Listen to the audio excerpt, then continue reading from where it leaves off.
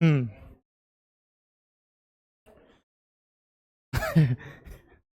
आकाश रुको, उससे पहले एक क्वेश्चन का जवाब दो। मानव, हाँ क्वेश्चन फिर से पूछो। हम्म। हम्म। तो छुपा के कैसे रखा? बेसिकली शाश्वत का क्वेश्चन ये है कि उन्होंने उस ट्रेड रूट को सीक्रेट कैसे रखा हुआ था, बताओ। है, मैंने बोला कि वो मतलब उस तरह से नहीं थे कि आर्म्ड। देखो दो तरीके हो सकते हैं। पहला तरीका इस, अगर मुझे कोई चीज़ अपने घर में मिल जा रही है तो मैं उसको लेने दिल्ली क्यों जाऊंगा? हो सकता कि नहीं? if the Europeans they are getting the things like the Portuguese, if they are getting the things in the constant क्या था, कॉन्स्टेंटिनोपल, ठीक है। ठीक है, देखो आप, फॉर एग्जाम्पल, हाँ मतलब ठीक है, एक चीज देखो, इधर Black Sea and here we have Red Sea, ठीक है, एंड द बीच में दिस इज द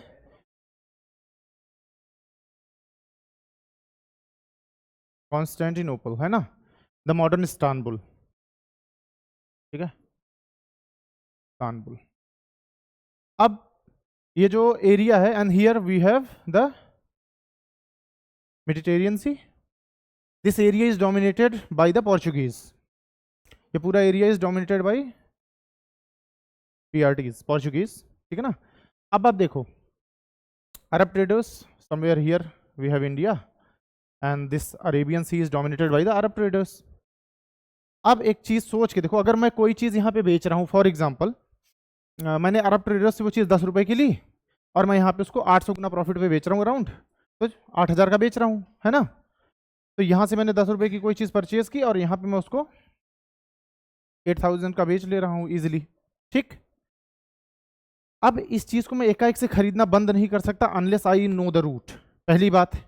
अब अगर मैं ट्राई कर रहा हूँ उसी टाइम पे, मतलब सोच के देखो कि अभी रूट मिला नहीं, ऐसा नहीं कि ट्रायल्स चल नहीं रहे थे, लेकिन सोच के देखो कि मैं ज़्यादा ट्राई कब करूँगा। अभी मैं ट्राई कर रहा हूँ, तो ये जो 8,000 का प्रॉफिट है मेरा, मतलब 800 गुना का जो प्रॉफिट, ये कम होगा कि नहीं? उस ट्राई करने में मेरा खर्च होगा, कुछ लोगों को भेजूंगा उसमें खर्च होगा, तो मुझे क्या लगेगा कि जब तक यहाँ से काम चल रहा चलने दो।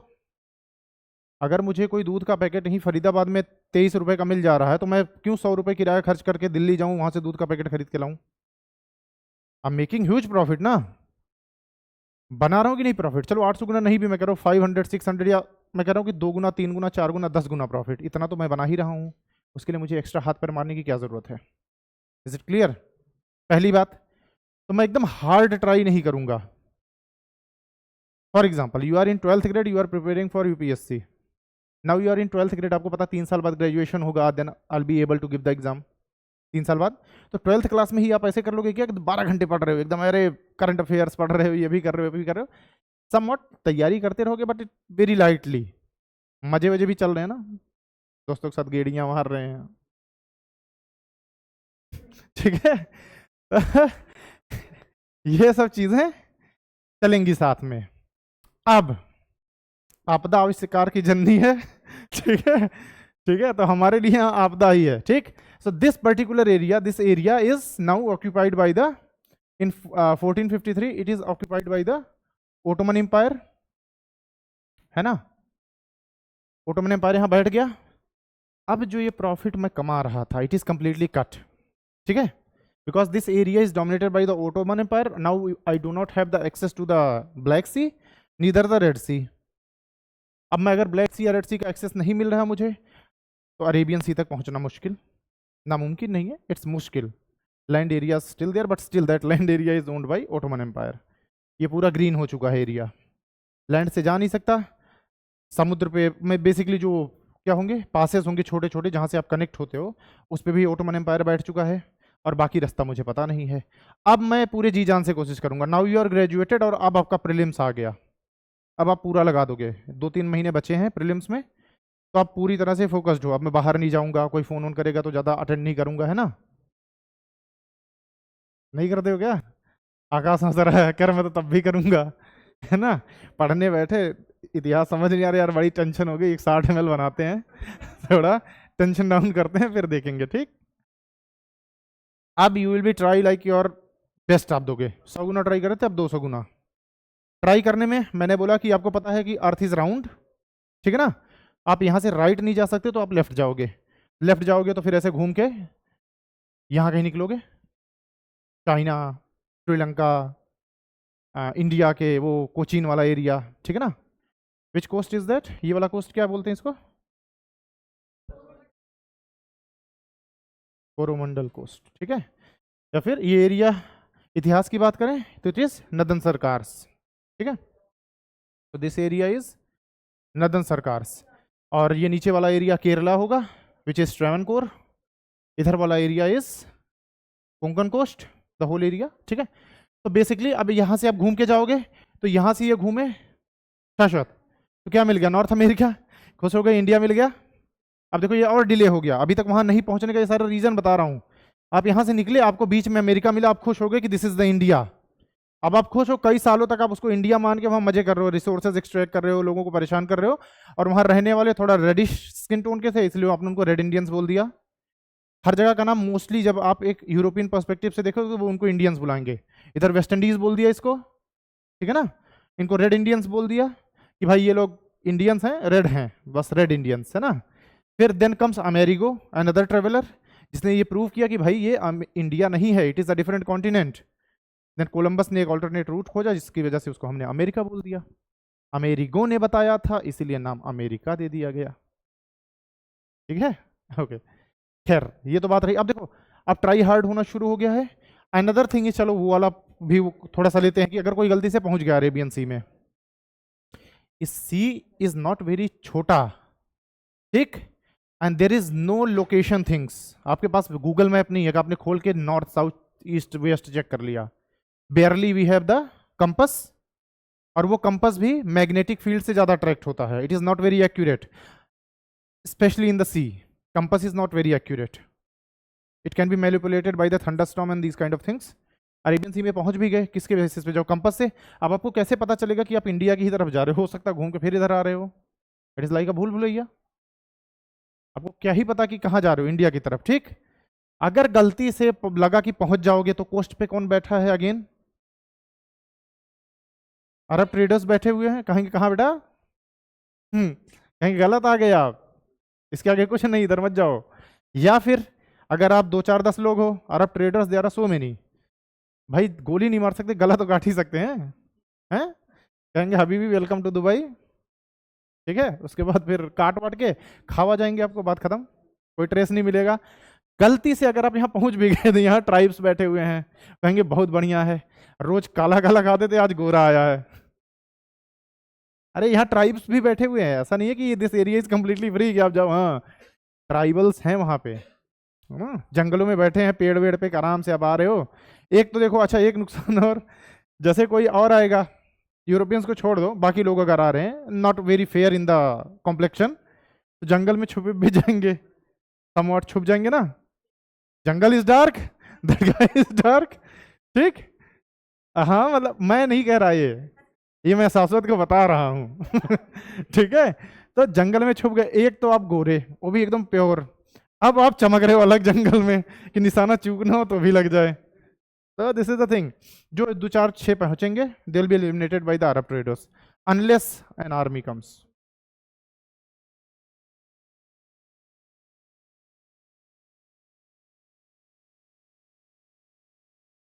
टगजिगामा, वास्को डी गामा, मैंने वही बोला ना, देखो there is a difference, if I am a trader तो मुझे खतरा किससे है, अदर ट्रेडर्स से। भाई अगर मैं एक बिजनेस ओपन कर रहा हूँ, एक मैं शॉप ओपन कर रहा हूँ, तो मेरा अपोनेंट कौन होगा, शॉपकीपर होगा। क्या मेरा अपोनेंट वो होगा जो रोड पे आ जा रहा है, या कोई ट्रेवलर में, क्या लेना देना मुझे उससे, वो तो मेरे लिए बेनिफिशियल होगा ना, हो सकता है मुझसे कुछ खरीद ले, मैं उसको थोड़ा और करूंगा कि हाँ ठीक है। तो उनको क्या लगा होगा, ऐसा कहीं लिखा नहीं है, व्हाट आई थिंक इज, उनको लगा होगा एक पर्सन आया है, इसकी इज्जत करेंगे तो ये जाकर के बाकी को बताएगा, तो बाकी जाकर के हमसे और ज्यादा खरीदेंगे। दिस इज, हो सकता है उन्होंने सोचा हो, ये है ना, कोई रिश्तेदार आपके यहाँ आएगा तो आप खातिरदारी ठीक करोगे, हालांकि आप इस सेंस में खातिरदारी करते हो कि बाकी लोगों को लेकर के ना आ जाए, ज्यादा रिश्तेदार ना आ जाए। लेकिन यहाँ फायदा क्या है, किसी दुकान पे आप पहली बार जाओगे तो he will treat you very good, कि हाँ अरे सर बैठो, चाय लो, फलाना लो, जो भी करो। If you are coming from and like for example, अभी देख लो कोई फॉरेनर्स आते हैं, हम किसी दुकान पे जाए, हमारी इज्जत कम है, कोई फॉरेनर किसी दुकान पे चला जाए तो उसको फ्री में लोग दे देते हैं, कुछ ना कुछ देते ना। देख लो, पैसे नहीं लेंगे, चाय वाय पिलाई, छोटा मोटा सामान लिया, कहेंगे अरे नहीं नहीं आप हमारे मेहमान हो, आप हमारे मेहमान हो। अब वो ये नहीं पता था कि वो मेहमान क्या कर सकता है आगे जा करके। यहाँ से गया, बोला कि भाई बड़ी अच्छी खातिरदारी कर रहे हैं, मुझे तो रोक लिया था, आने नहीं दे रहे थे, तुम लोग भी चलो। तो फिर यहाँ से ब्लॉक हो ही रखा था, ओटोमन एम्पायर से पहले ही वो दुखी थे। उनको लगा कि एक काम करो, आर्मी वार्मी उठाओ, जो बुरा बिस्तर बटोरो, चलो दिल्ली चलो। ठीक है, चलो, यस सर, ओके। और जरा कुछ क्वेश्चंस देख लेते हैं बिफोर वी मूव अहेड।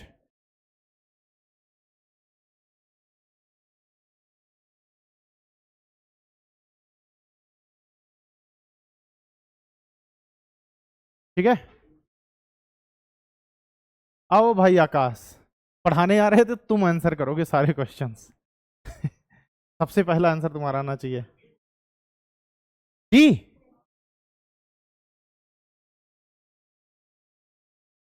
और किसी को कुछ लगता हो, you are free to give your opinion. है हंस रहा है आकाश। डी, ठीक है। तो सबसे पहले अकॉर्डिंग टू यू आए पोर्चुगीज, जिसका अभी डिस्कस ही कर रहे थे हम लोग, है ना। क्यों पोर्चुगीज पहुंचे थे पहले? दो लोग साथ निकले थे by the way. Yes, Spain and Portuguese they went together, लेकिन स्पेन कहां टकरा गया?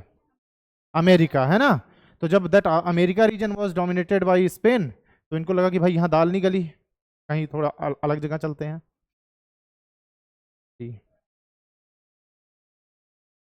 हाँ हाँ रिकॉर्ड हो रहा है। हम्म, बताऊं क्यों? क्योंकि उन्होंने बोला कि अगर यहाँ पे स्पाइसेस वगैरह ज़्यादा हुए, टेक्सटाइल वाली चीज़ें ज़्यादा हुई, तो ये इंडिया होगा। तो उन्होंने खोजा और उनको वो चीज़ नहीं मिली। इससे क्या पता चलता है? इंडिया नहीं है। Both 1 and 2, Akash is saying only 1, and 3-4 लोग कह रहे हैं बोथ 1 and 2। बाकी लोग क्या कहते हैं? Consider the following statements regarding the Dutch, they were the mainly interested in the spice trade, they were dependent on their trade. Pulicat, Cambay, Agra, Surat, Haripur, Patna, Dacca, Nagapattinam. बताओ। ओनली 1? अच्छा ये बताया नहीं है, ये कह रहे हो क्या? कोई बात नहीं, कोई बात नहीं, फिर भी गेस तो लगा ही सकते हो। कोई नहीं, सोचो सोचो। Both 1 and 2। देखो, है आगरा तक नहीं गए थे ऐसा? देखो मैं क्या कह रहा हूँ, देखो ट्रेडिंग सेंटर्स, ठीक है। मैंने कुछ एक पॉइंट बताया था, अगर आप उसको थोड़ा पोर्चुगीज और डच से रिलेट करो तो समझ जाओगे। For example, they are the navy powers, Mughals are the land powers. Trade benefits, so they can give that they can get that access as well where Mughals are dominating। मैंने बोला था। अब answer बताओ। उनको उन एरियाज का भी देखो, ट्रेडिंग सेंटर्स मतलब ऐसा नहीं कि कोई बहुत बड़ा एरिया, सिंपली जैसे जो एरियाज अंडर मुगल कंट्रोल्स हैं। मैंने बोला था ट्रेडिंग बेनिफिट्स आर व्हाट, कि मुझे उन एरियाज का भी एक्सेस मिल जाएगा which is under the Mughals. ठीक है ना, सोच के बताओ, कोई नहीं। इसमें से एक भी नाम फेमिलियर लग रहा हो अगर, तो this option is correct, because इसमें डाउट है। इसको मैं बोलता हूं कि ये होगा, क्योंकि Mughals, this is directly under the Mughals. और मुगल से अगर आप ट्रेड बेनिफिट्स ले रहे हो तो आप उन एरियाज का एक्सेस जरूर मांगोगे जो उनके अंडर है, तो ऑब्वियस सी बात है। And Mughals are specially limited to Agra and Delhi. तो ये तो आगरा तो है ऑप्शन में, और बताओ है। सोच के देखो, Patna is what, Patna is part of Bengal presidency, is obvious, it's a port. मतलब Patna is not a port, but obviously अगर बंगाल है तो उसके अंदर जितनी एरियाज हैं वो सारे आ जाएंगे अपने आप। Bengal is Patna Bihar, Orissa and then Bengal itself, तीनों को मिला के it is known as Bengal in past time. तो बोलो, बोथ। आकाश आंसर बदलना चाहोगे? सी सी सी, ओके ठीक है, दोनों सही है, हालांकि इनका जिक्र नहीं किया है, लेकिन अभी बता दूंगा आपको, डोंट वरी। डच अभी थोड़ा बहुत बताना बाकी है डचों में। देन हाँ, ये सही है, ठीक है ना। तो अगर ये सही है, ये तो हमने बात ही की थी, इनको क्या चाहिए था? मसाला है। Hariharpur, you are a good question, search कर लो। ठीक है, ये this is the part of I think, नहीं नहीं, बिहार का पार्ट नहीं है ये। Hariharpur is somewhere near the, what do we say, that Andhra के आसपास का एरिया है कहीं पे, एग्जैक्ट एरिया की अगर मैं बात करूं, ठीक है।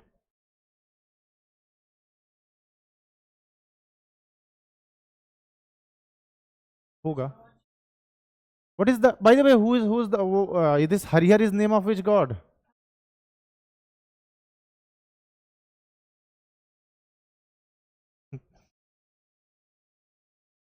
है यूपी में हरिहरपुर? हो सकता, नाउ पार्ट ऑफ यूपी, उस टाइम पे किसी और उसका पार्ट रहा हो, जैसे रोहिलखंड। हाँ हो सकता है। हाँ, तीसरा बताओ जरा। All three. Advent of Europeans attracted Europeans in the East. See. Portuguese were the first ones to dominate the trade. Later, the Dutch and British arrived in India, led the compromise between Dutch. सी सी सी, ठीक है, सबका कोई सी। नहीं। आप देर से समझे। ठीक है। तुम्हारा कोई नहीं सी? अच्छा, तुम्हारा भी सी। अच्छा ठीक है। बताओ, ह्यूमर लाओ थोड़ा यार आप लोग। पढ़ाई वढ़ाई ठीक है, थोड़ा ह्यूमर लाओ। Okay.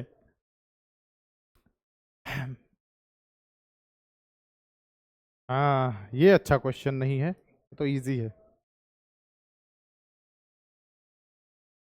Only two, which are the following advent of Europeans? हाँ, पहला वाला गलत है।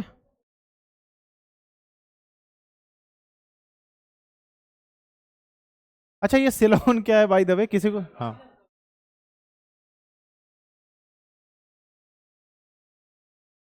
सिलोन इज श्रीलंका।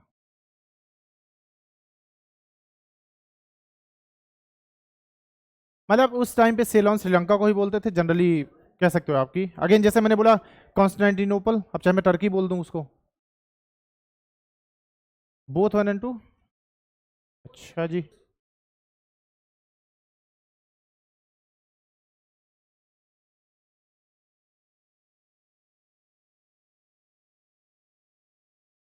तो ओनली टू के साथ जाओ। मानव, संदीप, मानवी, कोई आइडिया नहीं? जय माता दी वाला करो, तुम्हारा ठीक हो जाता है। लाइक किसी का सुन के मत बोलना। ऑनलाइन वाले क्या बोल रहे हैं भाई? बी। ऑनलाइन में जितने भी लोग हैं सब। Only two. यस प्रियंका। अच्छा, पहले ही बोल रखा ना, ठीक है। हाँ भाई Pushkar. Only two. Only two. Both one and two. Only two. Both. Only. Both. कोई बच गया क्या जिसका कोई और ओपिनियन है? कोई इसको भी चूज करो, ओनली वन भी चूज करो। आकाश, नहीं नहीं, उसने बोथ बोला है। बोलो बोलो, तुम भी बोलो। बोथ वन एंड टू, और कोई? ओनली टू, ठीक है, बोथ वन एंड टू। अच्छा, बराबर चल रहा है क्या? कोई एक किसको डिसबैलेंस करो जरा। हाँ, यशिका, कास्टिंग वोट, गवर्नर है। अच्छा ओके। लो, मैं भी अपना लगा दूं क्या? नहीं, चलो ठीक है अब। ठीक है, ओके, देखो आप, the right answer is call किसकी आ रही है? ठीक है, ओके।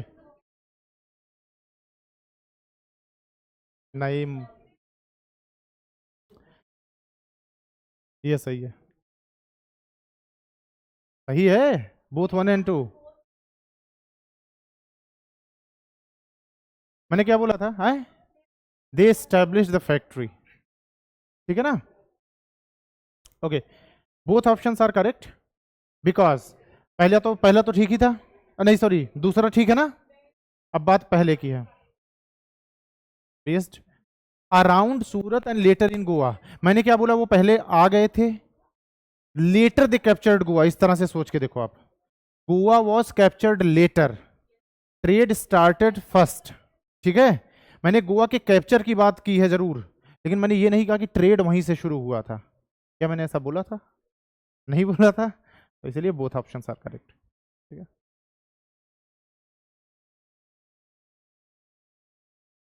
रीजन, एक और रीजन समझाता हूं आपको। अच्छा, नीदर 1 and 2 भी था क्या? ओ, अच्छा, चलो fifth.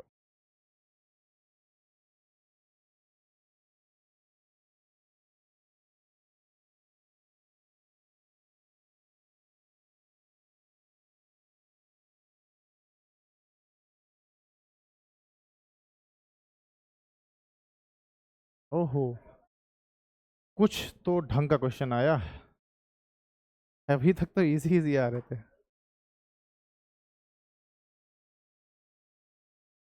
Imperialism is domination of, D, neither 1 nor 2।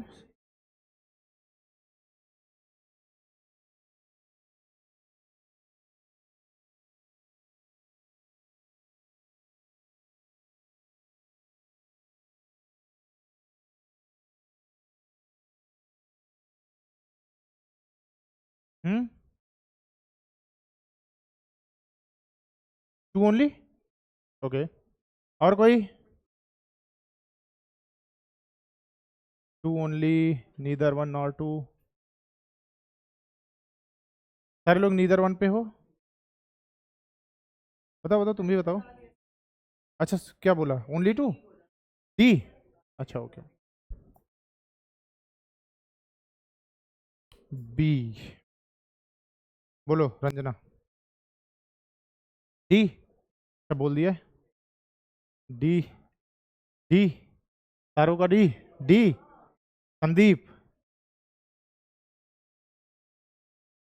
अच्छा,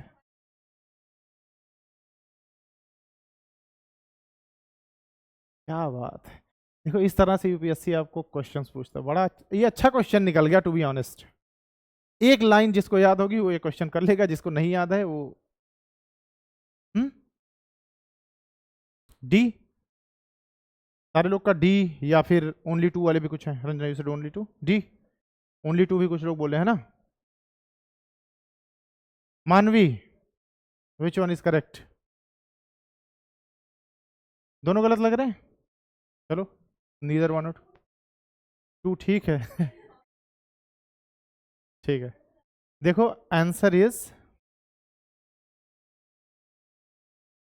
क्योंकि what I said yesterday, whether I से इंपीरियलिज्म और आई से कॉलोनियलिज्म, बोथ आर सिनोनिम्स।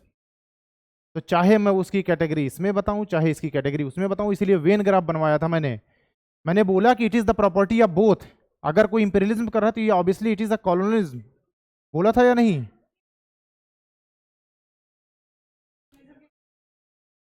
मैंने बोला था, बट क्या मैंने ये नहीं बोला था कि बोथ आर सिनोनिम्स? अरे सुन तो लो, अगर इंपीरियलिज्म विदाउट इसके किया जाए तो उसको हम क्या बोलते हैं? Basically colonialism. तो ये कॉलोनियलिज्म की बात कर रहा है, still they are the same thing.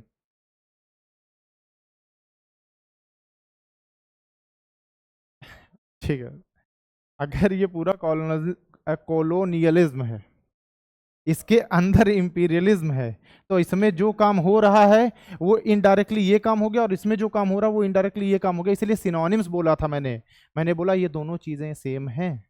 It is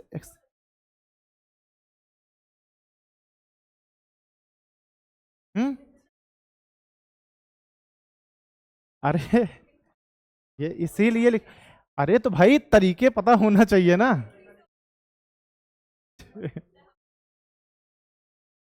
हैं? नहीं नहीं, ये सही है। यही मैं बोल रहा हूं कि इसीलिए लास्ट में मैंने क्लियर किया, अगर मैं पहले ही बोल देता कि इट इज सिनोनिम्स, आपको समझ नहीं आता। ठीक है, तो इंपीरियलिज्म का ये भी तरीका है कि सिर्फ सोशियो कल्चर तरीके से ही डोमिनेट कर रहे हो आप किसी चीज में। मैंने बोला क्या, सॉवरेन फंक्शंस लेने में इसका ये मतलब नहीं कि सॉवरेन फंक्शंस आपने सारे एक्वायर कर लिए। मैंने बोला ये सॉवरेन फंक्शंस होते हैं, सिर्फ हो सकता है आपने सिर्फ सोशियो कल्चर तरीके से उनको डोमिनेट किया हो। ठीक है ना, या पॉलिटिकल कंट्रोल ना लिया हो। क्या मैंने ये बोला कि it is necessary to take that political control? क्या मैंने बोला था? मैंने बोला आप सॉवरेन फंक्शंस ले लेते हो, लेकिन मैंने ये नहीं बोला कि all the sovereign function is mandatory for the imperialism. क्या मैंने मैंडेटरी वर्ड यूज किया? नहीं किया। हाँ। हम्म। बिल्कुल सही होता। वही मैं कह रहा हूं कि इंपीरियलिज्म के लिए यहां पे देखो, पहली बात तो ये नहीं बोला कि विदाउट मिलिट्री। अगर ये विदाउट मिलिट्री बोलते तो ये क्वेश्चन गलत हो जाता। इंपीरियलिज्म के लिए मिलिट्री इज नेसेसरी है कि नहीं है? नहीं है ना?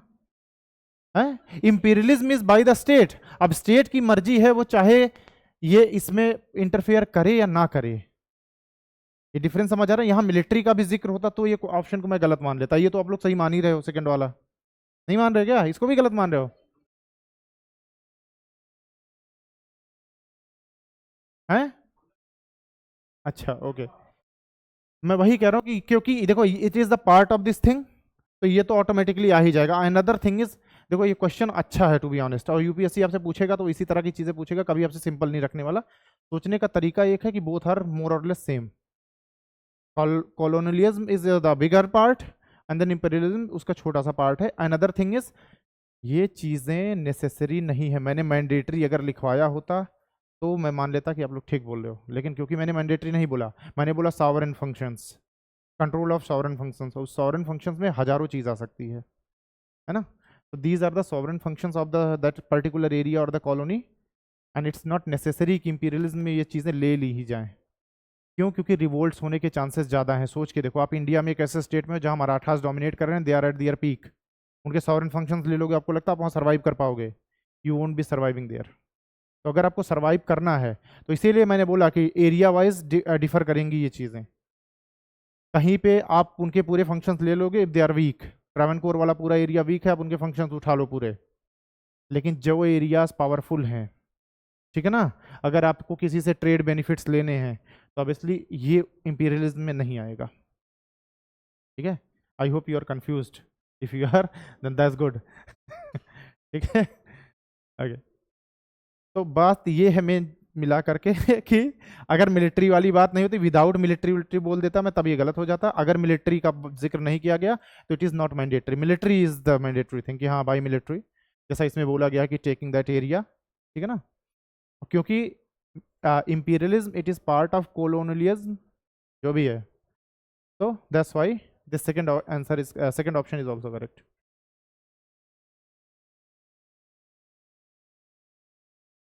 हम्म, ये भी सी है।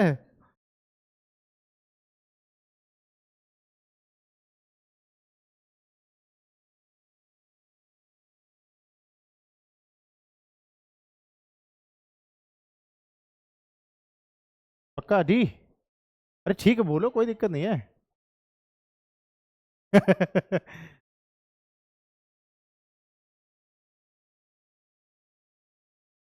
और कोई जिसको कुछ सही लग रहा हो? Only to?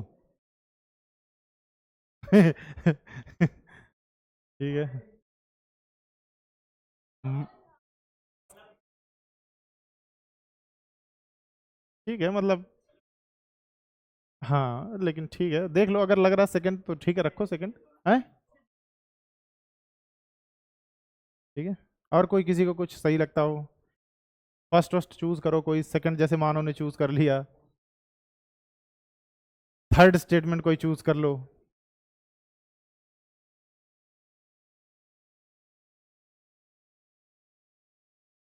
अरे नॉट ऑप्टेड ठीक है एक एक फिल करना पड़ेगा ना आपको कॉलम। अब यूपीएससी का एग्जाम दोगे तो नॉट ऑप्टेड वाला फिल करना पड़ेगा ना। है D not opted, Yashika not opted. जी बी, अच्छा ओके। और किसी को कोई कोई ऑप्शन? अच्छा डी, ओके डी, डी हाँ बोलो बोलो, D E A B C. एक आध ऑप्शन और चाहिए तो और ऑप्शंस बोलो, और लेटर्स ऐड करूं। ठीक है, ये अपने मन वाले ऑप्शन हो, किस ऑप्शन को चूज करो, आप सही आंसर बताओ इसका कि this is the answer. UPSC को ऑप्शन देना चाहिए ना कि अगर हमें कुछ लग रहा है तो हम भी अपना ओपिनियन दें। मानो ना मानो बात आपकी है। ठीक है, तो इट्स डी, क्योंकि ये सही नहीं है, इसकी हमने कभी बात नहीं की, सटल एंड ओवर्ट की बात की है, और ये गलत हो जाता है ऑलरेडी, है ना। अरे ये बोला ओवर्ट इज सटल में था, both are different. Overt is क्या, नाउ यू आर बेधड़क, है समझ रहे हो कि अब क्या कहते हैं, रेस्पेक्ट रेस्पेक्ट खत्म। बहू is now direct with the ससुर, अबे हाँ कि औकात में है ना। तो दिस सटल इज व्हाट, बहू इज लाइक अंडर द घूंघट एंड शी इज सेइंग कि अरे ससुर जी खाना खा लीजिए, ससुर जी बाहर जाना है, चली जाऊं क्या। व्हाट इज व्हाट कि अरे ससुर बाहर जा रही हूँ, ठीक है जब तक आऊंगी खाना ना बना के रखना, ठीक है ओके। लास्ट,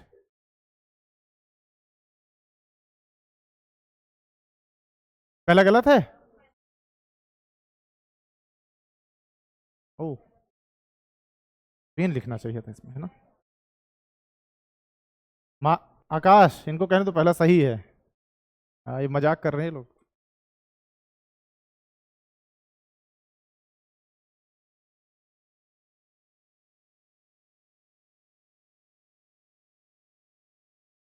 ये अभी बताऊंगा आपको, इसके लिए परेशान मत हो। सही है, हाँ भाई लोग पहले से पता है। Only one,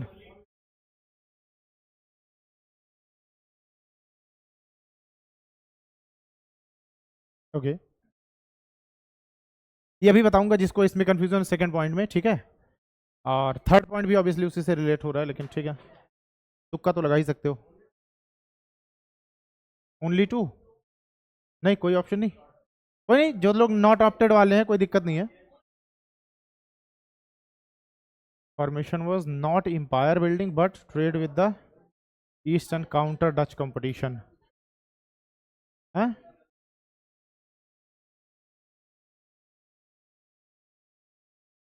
okay. B two only, बताओ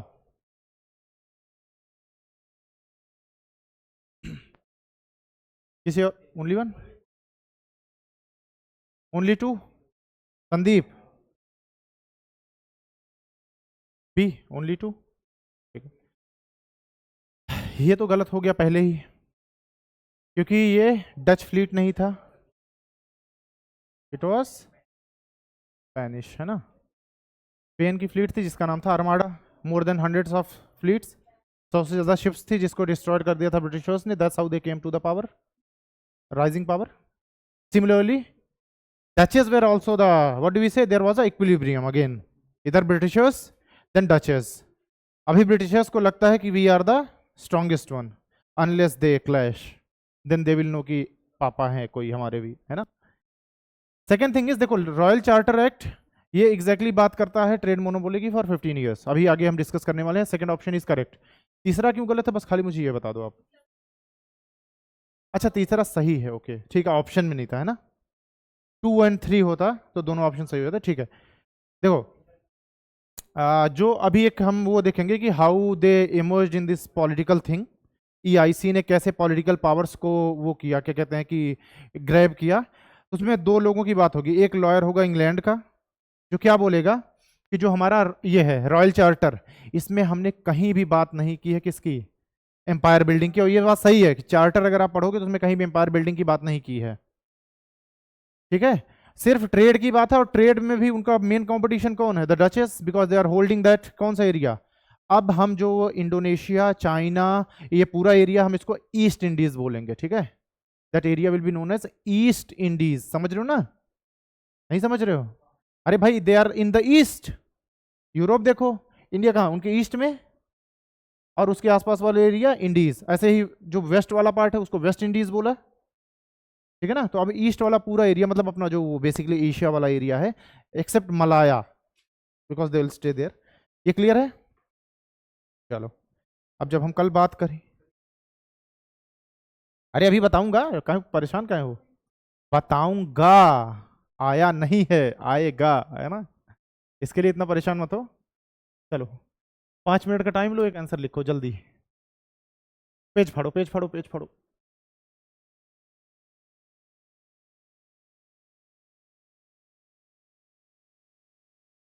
page फाड़ो।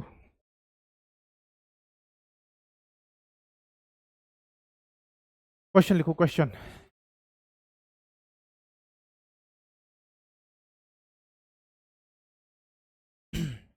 Discuss the rise of, discuss the rise of European colonial powers. Discuss the rise of European colonial powers. Hindi में बोले तो यूरोपियन कॉलोनियल पावर्स का राइज को डिस्कस करो। ठीक है, okay. Discuss the rise of European colonial powers, 150 words, 150, 150 words.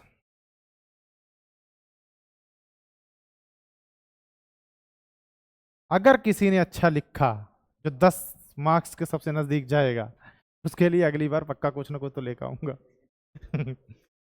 हैं? पिछली बार वाला मजा नहीं आया है? ठीक है।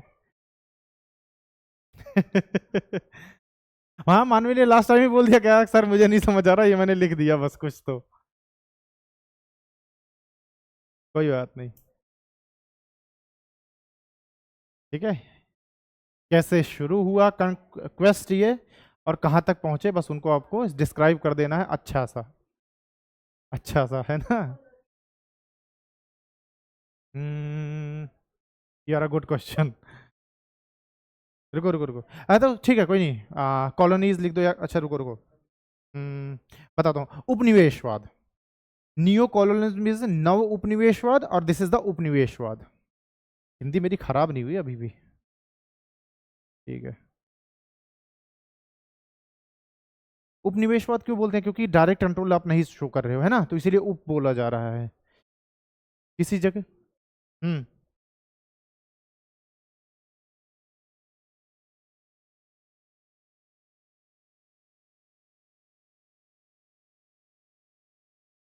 थोड़ा सा बैकग्राउंड बता दो कि किस वजह से आए, समझ रहे हो? थोड़ा सा बैकग्राउंड बता दो कि क्या क्या रीजंस रहे कि वो इमर्ज होना पड़ा, उनको सी पावर बननी पड़ी। किस पे?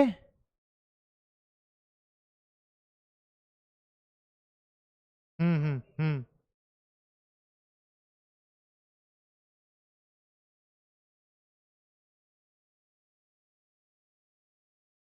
ठीक है, थोड़ा सा क्रक्स लिख दो आप इतना कि रीजन क्या रहा। अगर मैं सही बताऊं तो that particular area was captured by the Ottoman empire, है ना, Constantinople. That area was captured, trade से कट हो गए थे, तो नाउ दे स्टार्टेड ट्राइंग, ठीक है ना। यहां से शुरू करो आप, क्योंकि that is the part of world history. जब आप ये क्रॉप रोटेशन और ये सारी चीजें बताओगे, कुछ नहीं, जो समझ आता आप लिख दो, कोई दिक्कत नहीं है ना। है?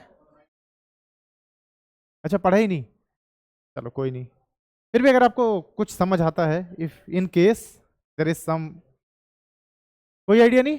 अरे कल ही तो बताया है, कॉलोनी शुरू कैसे हुई, क्वेस्ट कैसे शुरू हुआ, नहीं बताया क्या? उतना ही लिखना है जितना हमने कल बात की है ना, कॉलोनीज कहां से शुरू हुई, क्वेस्ट कैसे शुरू हुआ, क्यों पोर्चुगीज ने ट्राई करना शुरू किया, स्पेन ने क्यों ट्राई करना शुरू किया, फिर उनका खात्मा किस तरह से हुआ, देन हाउ ब्रिटेन आया और डच आए, बस इतनी बात आपको बतानी है। जितना आपको समझ आता है कोई दिक्कत नहीं है, यूपीएससी नहीं पूछ रहा है क्वेश्चन आपसे, मैं पूछ रहा हूँ। तो जितना आपको समझ आता है, किसी को कुछ नहीं आता, गाना लिख दो, अच्छा लगा तो गाना पे नंबर मिलेगा, है ना।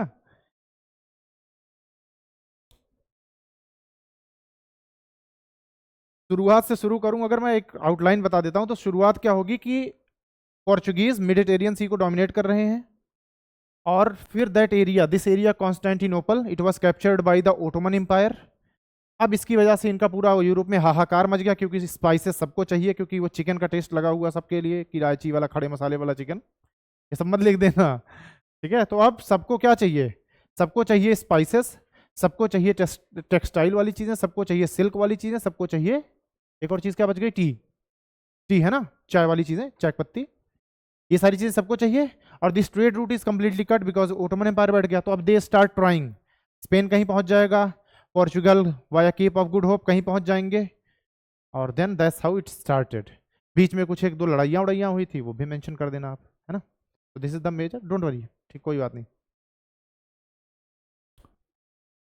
कोई सब्जेक्ट हुआ आपका? अगर आपने पेज फाड़ ही लिया तो बताओ, दूसरा क्वेश्चन देता हूँ। हैं? अच्छा, फाड़ा नहीं है, फिर ठीक है, कोई नहीं, पढ़े रहने दो इसको। ठीक है, ठीक है। तो जब इसका मतलब एक प्रॉपर आंसर मैं बता दूंगा, आप यहीं पे मेंशन कर लेना उसको। इस पेज को ऐसे ही खाली छोड़ दो, आप छोड़ दो इसको।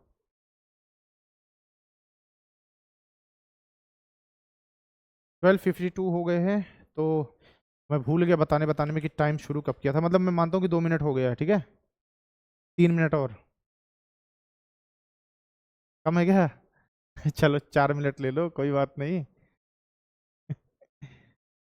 देखो, जितनी जल्दी यहाँ लिखोगे उतनी आसानी आपको वहां पे लिखने में होगी, वहां सोचने वोचने का टाइम नहीं मिलेगा। जो समझ आया उसको लिख दो, या तो फिर उस क्वेश्चन को छोड़ दो।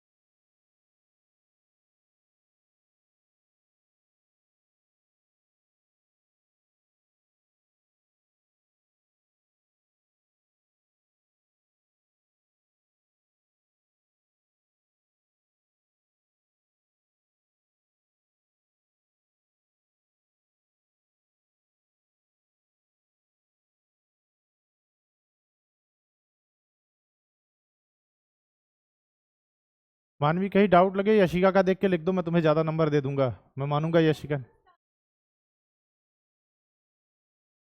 कोई नहीं, जहां से लगता है शुरू करना, कोई दिक्कत नहीं, अगर वो क्रॉप रोटेशन इन सब देना है तो लिख सकते हो, कोई नहीं, जितना किया है। ठीक है, ठीक है, कोई नहीं, जितना समझ आता है वो कर लो आप, कोई नहीं।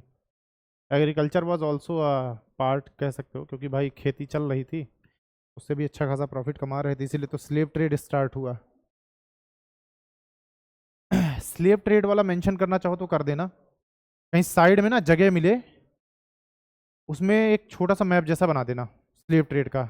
एक्सप्लेन मत करना बहुत ज़्यादा, जितनी हमने कल बात की थी ना, साइड में छोटा सा समझा देना किस तरह से स्लेव ट्रेड्स हो रहे थे, स्लेव्स को भेजा जा रहा था, क्योंकि इस वजह से भी आपकी इकोनॉमी ग्रो कर रही है, ब्रिटिशर्स की और यूरोपियंस की, क्योंकि they emerged in the slave trades.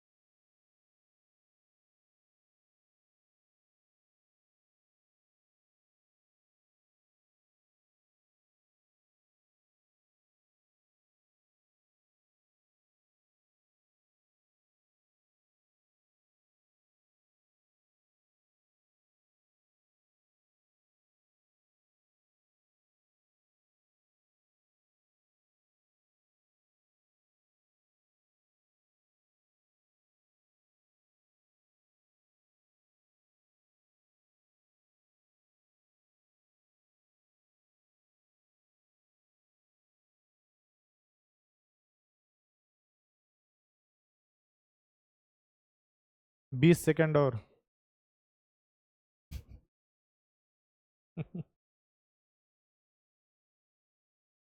ये मैं डिस्ट्रैक्ट करने के लिए बोल रहा था, क्योंकि जब आप आंसर राइटिंग करोगे तो वहां भी डिस्ट्रैक्ट करने के लिए ऐसे घूमते रहते हैं लोग, टीचर घूमता रहता है, हैं? मारोगे तो फिर जिंदगी में यूपीएससी की एग्जाम नहीं दे पाओगे, बस यही कंडीशन होगी। मार तो सकते हो, खाली ज्यादा नहीं, 2-3 साल की जेल, कैरियर खत्म। तो फिर उसके बाद रिकवर, उस मार की वजह से रिकवर करने के लिए अगला जन्म ही लेना पड़ेगा, क्योंकि ये यूपीएससी है। बाकी स्टेट एग्जाम नहीं है कि पकड़ पकड़ लिए गए तो ठीक है, कुछ टाइम बाद बच जाओगे। It is UPSC.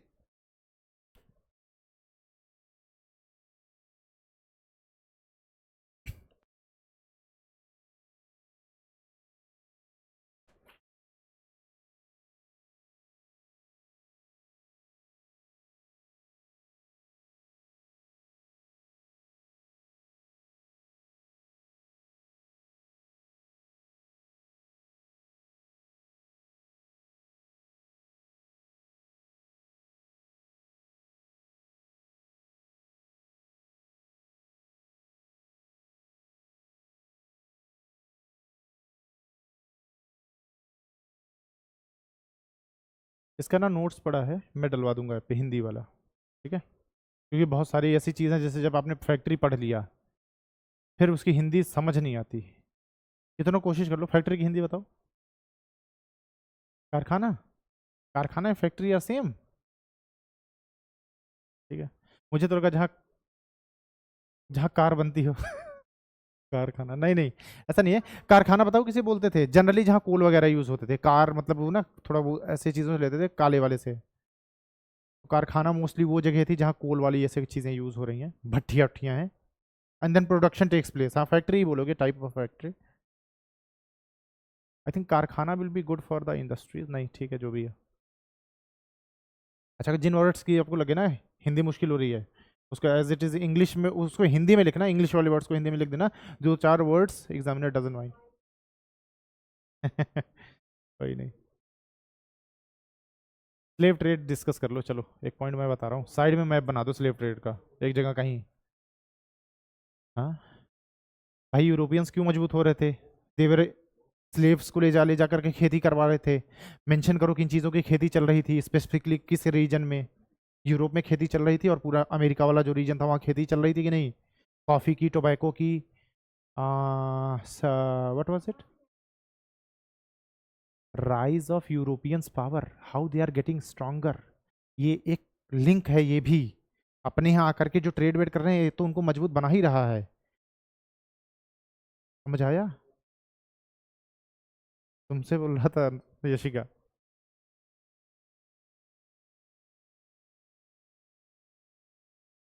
मतलब थोड़ा थोड़ा एक्सप्लेन कर दोगे तो अच्छा रहेगा। है? अरे तो बहुत ज्यादा नहीं करना है ना। 2-3 लाइन एक की लिखी, 2-3 लाइन एक की लिखी, फिर एक कंक्लूड करके बोल दिया कि they were doing this this this, that's why they were emerging as the world power. ठीक है, ऐसे भी करके लिख सकते हो कि एक एक का आपने बोला कि चलो स्पेन, तो उसके बारे में लिख दिया थोड़ी बहुत चीजें। है? हाँ, कब आए, किस तरह से, हाँ मतलब ठीक है, थोड़ा सा उसको कोशिश किया एक्सप्लेन कर दिया, बट हाँ नॉट मोर देन 1-1.5 पेज ले लो, कोई दिक्कत नहीं है। जनरली इसको थोड़ा प्रिसाइजली।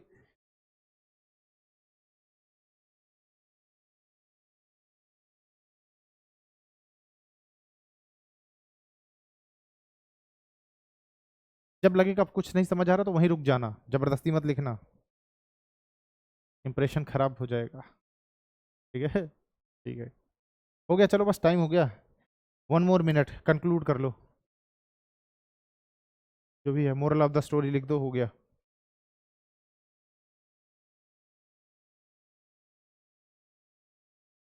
बहुत अच्छा। आकाश तुमको एक एक्स्ट्रा पॉइंट दूंगा इसके लिए, ठीक है? आकाश ऑलरेडी गेट्स 1 एक्स्ट्रा।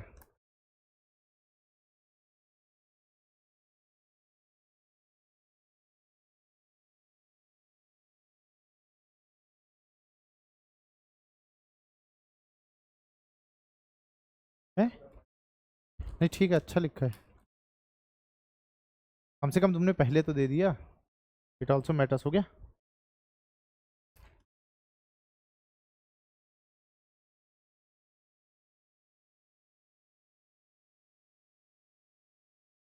एक काम और कर सकते हो, इसकी इसका छीन के नाम अपना लिख के दे दो, मान लूंगा मैं तुम्हारा है।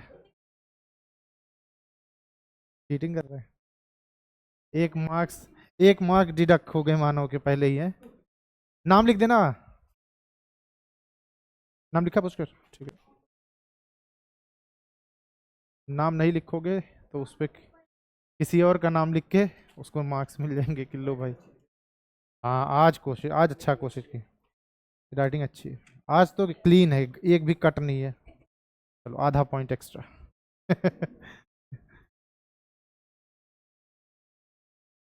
नाम लिखा है, ठीक है। कोई ऐसा लिखो ना, देखो, अरे ये आंसर है। बोला था मैंने, स्लेव ट्रेड का मैप बना देना।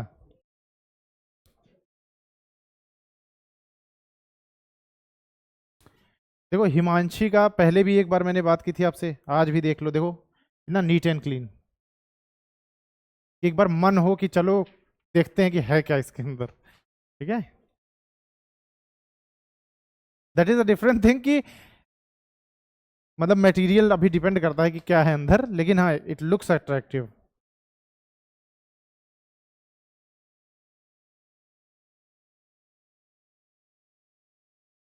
दिया क्या? अच्छा ठीक है, नाम लिखा है ना, चलो अच्छी बात है।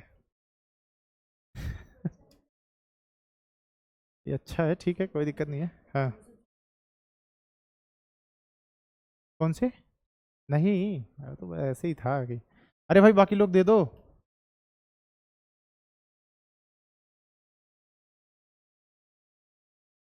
यूपीएससी इतने इतने इजी नहीं पूछेगा। एक क्वेश्चन उसमें था जिसको मैं बोल सकता हूँ कि हाँ ये क्वेश्चन एग्जैक्टली जो वो था ना, और इसी तरह के क्वेश्चंस यूपीएससी पूछेगा आपसे, इतना इतना हलवा थोड़ी पूछेगा। एसएससी वाले भी शायद ही पूछे, तो बस एक अंडरस्टैंडिंग चेक करने के लिए कि हाँ ठीक है चीज़ें आप पढ़ रहे हो कि नहीं। ठीक है, हो गया, सबके हो गए क्या? प्रियंका हलाओ दे दो, हो गया। चलो कंक्लूड कर लो। हाँ हो, जल्दी आना तभी शुरू करता हूँ, ठीक है। हाँ 2 मिनट्स। गिर मत जाना, सीढ़ी से आराम से जाना, इसका मतलब नहीं जल्दी का मतलब कि, हाँ सबके हो गए ना, अभी 2 3 लोग। अरे लो दे दो भाई, बस मानो फाड़ दे दो, हो गया। अच्छा चलो।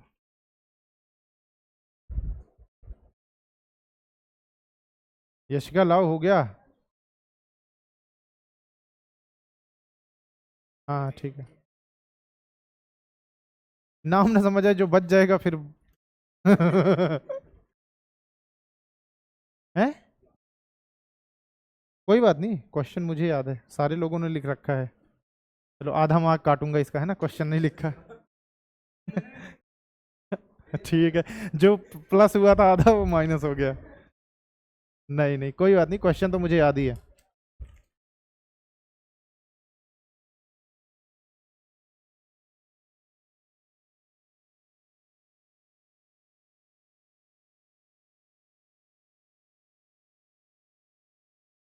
अब इतना पेपर हो गया है, ऐसे 4 5 टेस्ट लूंगा, उसके बाद उसको बेच के टॉफी खाऊंगा। ठीक है, चलो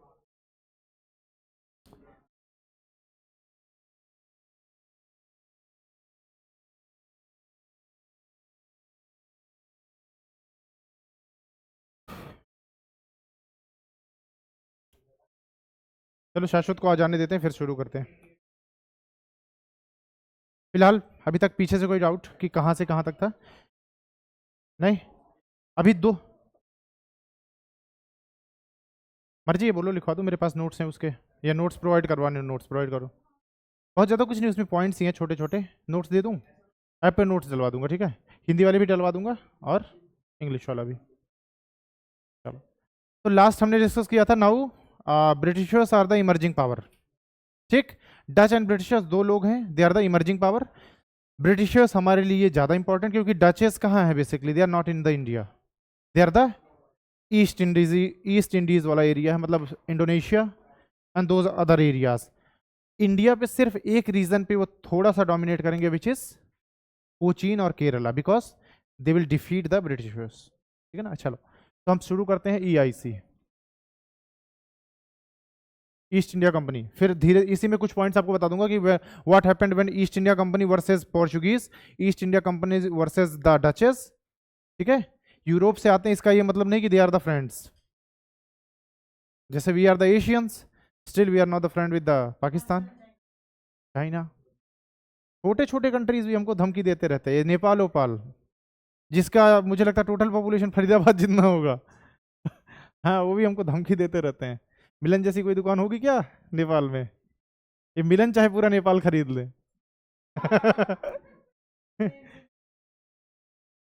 है यार, ये नई बात बताई तुमने।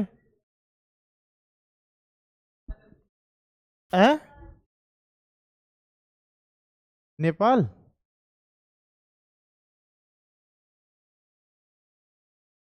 थोड़ा सा चलेगा, नहीं चलेगा? पशुपतिनाथ, अबे चल जा, ठीक है। पशुपतिनाथ खैर ठीक है, थोड़ा कल्चर वाइज कनेक्टेड इसलिए थोड़े ठीक है। श्रीलंका क्यों ठीक है? क्योंकि थोड़ा कल्चर वाइज कनेक्टेड है ना। बांग्लादेश ठीक है। भूटान अच्छा क्यों है? क्योंकि इंडिया इज द पापा ऑफ भूटान ना,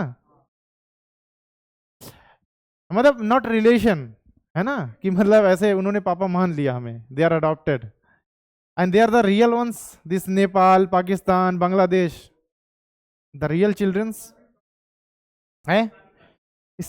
अगर लाहौर नहीं, मैं एक जगह बोलूं तो उनका वो area, which area is that? हाँ मतलब इस्लामाबाद इज, हाँ इस्लामाबाद इज गुड, मतलब they are the kind of pro Indians. There is another place, नाम कैसे भूल गया मैं, है? नहीं नहीं यार, है? नहीं नहीं नहीं नहीं नहीं, इस्लामाबाद है। हाँ exactly, the Balochistan area, the Baloch, हाँ Balochistan wanted to stay in India. मतलब वो हमारा डिसीजन था कि नहीं, हम कंट्रोल कर नहीं पाते ना, आए दिन रिबल्स होते, दिक्कतें होती। पंजाब और कश्मीर नहीं संभल रहा ढंग से, तो बलूचिस्तान ले लेते तो क्या ही होता। तो बलूच के जो पठान्स होते हैं जनरली, अगेन फिर वही बात, पठान का बच्चा ईस्ट इंडिया कंपनी, ठीक है। तो इट वॉज फार्म्ड इन 31 दिसंबर था, 30 दिसंबर था, 31 दिसंबर, ठीक है। कब बना? 31 दिसंबर 1600।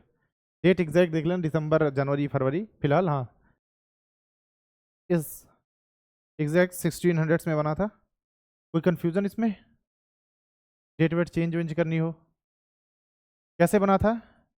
रॉयल चार्टर के थ्रू, रॉयल चार्टर, ठीक है। What is a charter?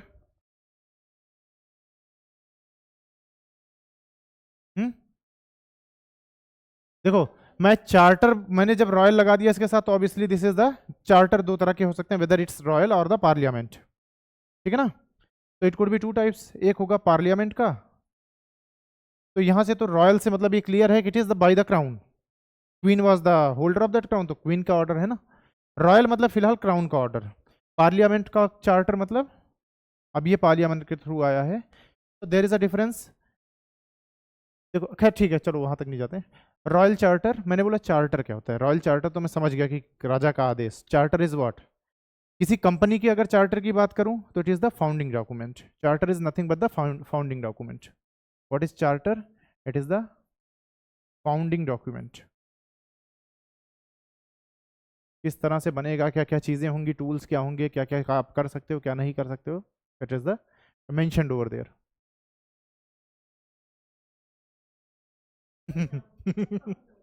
बाद वाले चार्टर का पता है मुझे। प्लेन चार्टर होता तो मैं बता देता कि इसमें प्लेन की वो सारी चीजें डिस्कस रहे हैं। Chartered plane is I think what do you say, specific some kind of things, specifically इस चीज के लिए, है ना। Charter means this company specifically, basically क्या है कि उसके फीचर्स को आई थिंक डिस्क्राइब कर रहा था चार्टर्ड थिंग। हाँ एग्जैक्टली कि मतलब देखो ना, स्पेसिफिक प्लेन्स होते हैं ना वो, और ये चार्टर एक्ट्स हुए हैं तो ये भी स्पेसिफिक चीजों के लिए आ रहे हैं।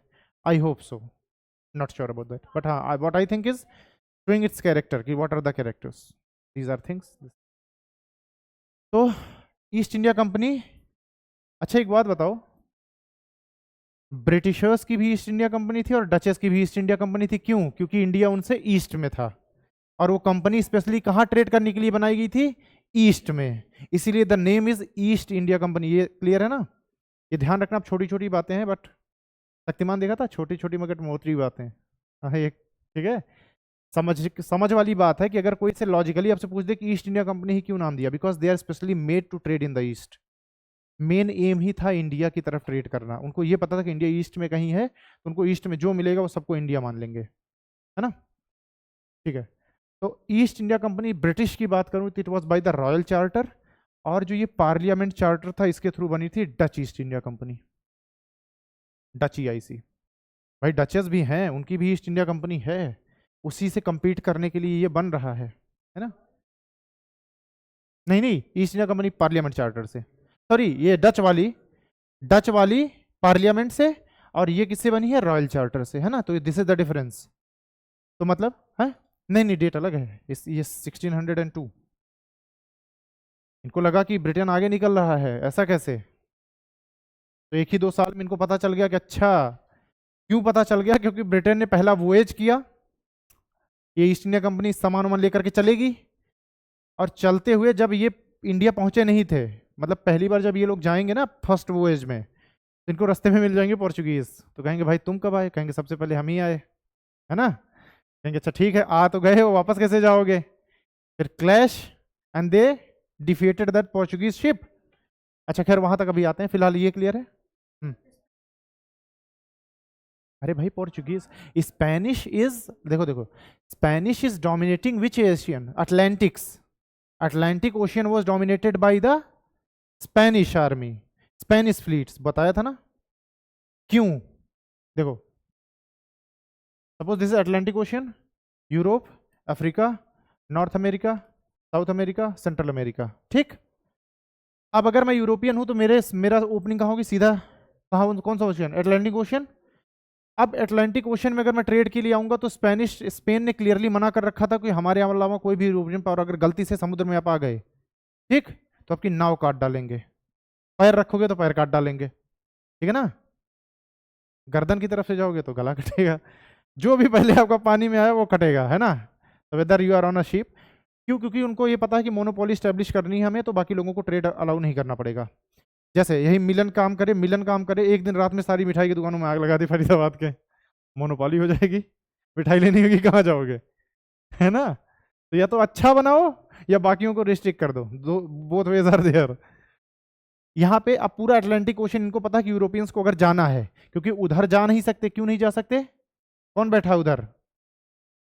अरे ओटोमन एम्पायर बैठा हुआ है, ओटोमन एम्पायर बैठा हुआ, उधर जाओगे वो मारेंगे, इधर आओगे ये मारेंगे, तो इनको लगा कि लैंड पावर से मत भिड़ो, they are the land powers, Ottoman empire is land power, obviously they have the navy है उनके पास, लेकिन कंपेयर करोगे तो दे आर द सुपीरियर्स, कौन से? यूरोपियंस, इनकी power navy, they are the land power. ऐसे ही इंडिया आएंगे तो इंडियंस में जो इंडियन पावर है, Marathas, Mughals, Rajput, Sikh, Jats, they are the land powers. उनकी नेवी बस उतनी है कि वो बस इतने पानी तक ही तैर सकते हैं, जहां पानी घुटने तक है वहां तक तैर पाएंगे, जैसे पानी यहां तक है वो डूब जाएंगे, तो वो वाली नेवी है ना? ठीक है, ओके। अब क्या है कि अगर यूरोपियंस को अटलांटिक ओशन में आना है तो आपको सबसे पहले टैकल करना पड़ेगा स्पेन को, because Spain is controlling the whole Atlantic ocean. West का जो पूरा पार्ट है वो कौन कंट्रोल कर रहा है? स्पेन। टोटल अमेरिका का पार्ट स्पेन कंट्रोल कर रहा है, तो अब स्पेन से तो लड़ना ही है। तो फिर इन्होंने क्या किया? नहीं, इन्होंने जिम ज्वाइन किया, फिर इन्होंने बॉडी बनाई, अब now we are prepared. Spain ने, जब इन्होंने देखो बाद में जिम ज्वाइन किया, स्पेन पहले जिम ज्वाइन कर चुका था, Spain is the gym owner, उसने रिस्ट्रिक्ट कर दिया कि मैं जिम में आने ही नहीं दूंगा, फिर एक और जिम मतलब इन्होंने बनाई, तो समझ रहे हो ना?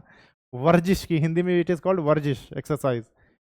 तो when they are capable, now there was of this battle 1588 was the time, है ना? 1588 Armada was the Spanish naval fleet, 100 से ज्यादा ships, they were destroyed by the Britishers, ठीक। अच्छा, ब्रिटिशर्स की हेल्प डचेस भी कर रहे थे, क्योंकि डचेस का भी मेन काम क्या है?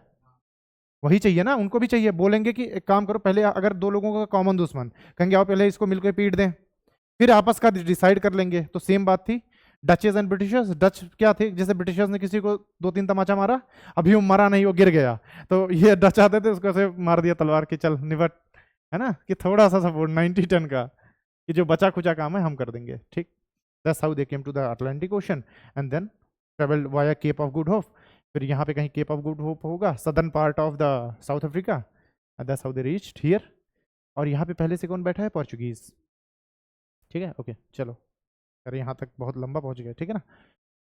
EIC अब दो लोगों की, ईस्ट इंडिया कंपनी दो लोगों की, एक है BR for the Britishers and then Dutches, है ना। दो लोगों की ईस्ट इंडिया कंपनी है, दोनों के चार्टर में मोर और लेस बातें सेम है कि आपको क्या क्या चीज़ें मिलेंगी, क्या क्या चीज़ें आपको नहीं मिलेंगी, ठीक है। सो द फर्स्ट थिंग, तो जो बोथ चार्टर्स हैं इसमें मोर और लेस बातें सेम है, क्योंकि यूरोपियंस हैं, मानसिकता लगभग सेम है कि आपको चीज़ें करनी सेम ही है ना। तो अच्छा, अभी एक क्वेश्चन हमने किया था, तो इन दोनों के चार्टर्स में क्या लिखा होगा? सबसे पहली बात which was in the question as well, you will do only trade. आप किसी भी तरह के कॉन्क्वेस्ट में या फिर किसी भी तरह के पॉलिटिकल पावर में आप इमर्ज नहीं होगे, only trade, it is mentioned in the charter. तो जब इंग्लैंड दलील देगा, आपने बोला कि आपने हमें तो बहुत लूटा, इंग्लैंड बोला कि नहीं आप गलत बोल रहे, हमने नहीं लूटा, आपको ईस्ट इंडिया कंपनी ने लूटा, हमें रिप्रेजेंट नहीं करती वो, इंग्लैंड जो दलील देता है। जबकि भाई बनी कहाँ? वही बात है ना कि यहाँ इलेक्ट्रिसिटी रिलायंस की आ रही, तब अंबानी के पास पहुंच जाओ। लेकिन मोर और लेस अगर इलेक्ट्रिसिटी में रोज प्रॉब्लम आ रही, मेरा बिल ज्यादा आ रहा है, तो कहीं ना कहीं दैट गाय इज रिस्पॉन्सिबल। आपने हायर किया ना इसको, आप मुझे दे रहे हो ये सुविधा, तो who is the owner? You are the owner, obviously he is indirectly responsible. खैर, तो बोथ चार्टर्स में क्या लिखा है? They will do only trade, और they won't be like engaged in any type of conquest, whether it's like the political power बनना या area acquire करना, ये इन सब में नहीं करोगे आप, सिर्फ आप ट्रेड करोगे, ठीक है ना। इट इज रिटन इन दियर, तो जब वो अपनी दलील देते हैं तो वही चार्टर का दिखाते हैं कि भाई देखो ये हमने लिख के दिया था, हम तो अच्छे के लिए सोच रहे थे कि ट्रेड ट्रेड करें, आपका भी कुछ फायदा होगा। Then what tools they got, tools मतलब what they are allowed to do, ठीक है ना। तो they can have an army, तो आर्मी इज अलाउड, ठीक। टूल्स आप कैसे दे रहे हो उनको? आप बोल रहे हो ट्रेड करो, फिर आप उनको आर्मी प्रोवाइड करवा रहे हो, ठीक। They can have the army, ठीक है। और they can carry gold, can carry gold. इन दोनों पॉइंट्स को समझाता हूँ फिर आगे बढ़ते हैं।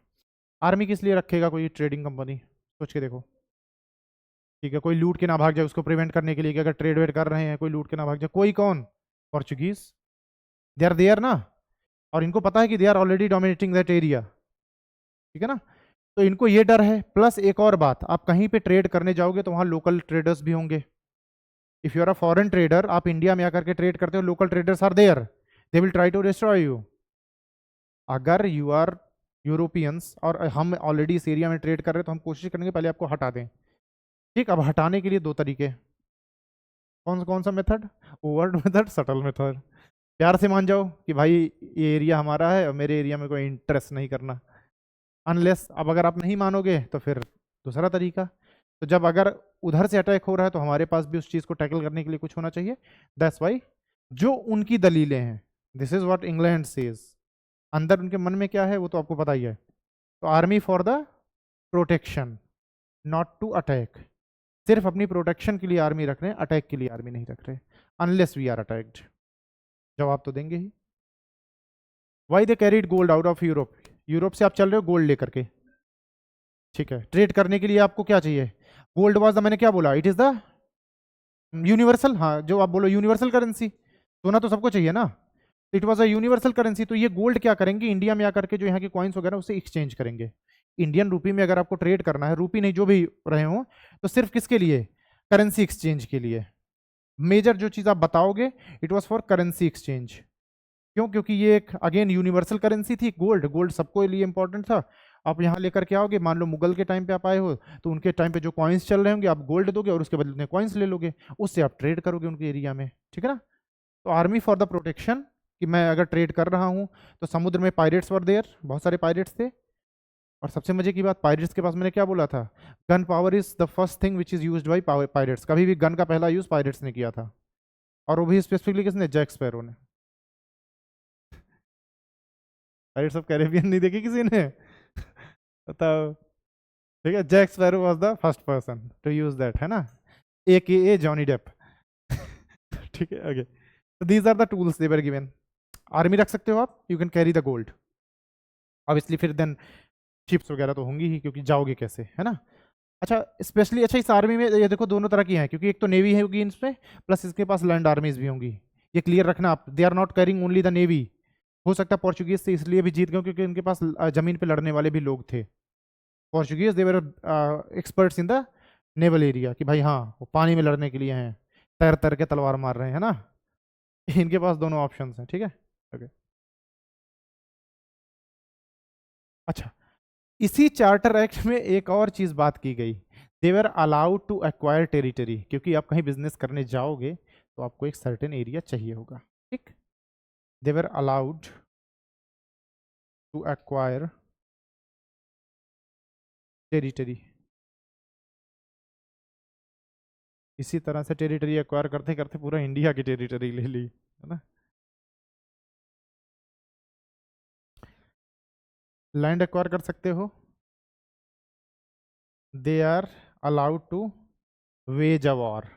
इस वेज अ वॉर को किस तरह से बोलते हैं, जिस तरह से मैंने आपको बताया कि भाई हमें परेशान कर रहे थे, अब हमने स्पेशली वॉर डिक्लेयर कर दिया, देखो।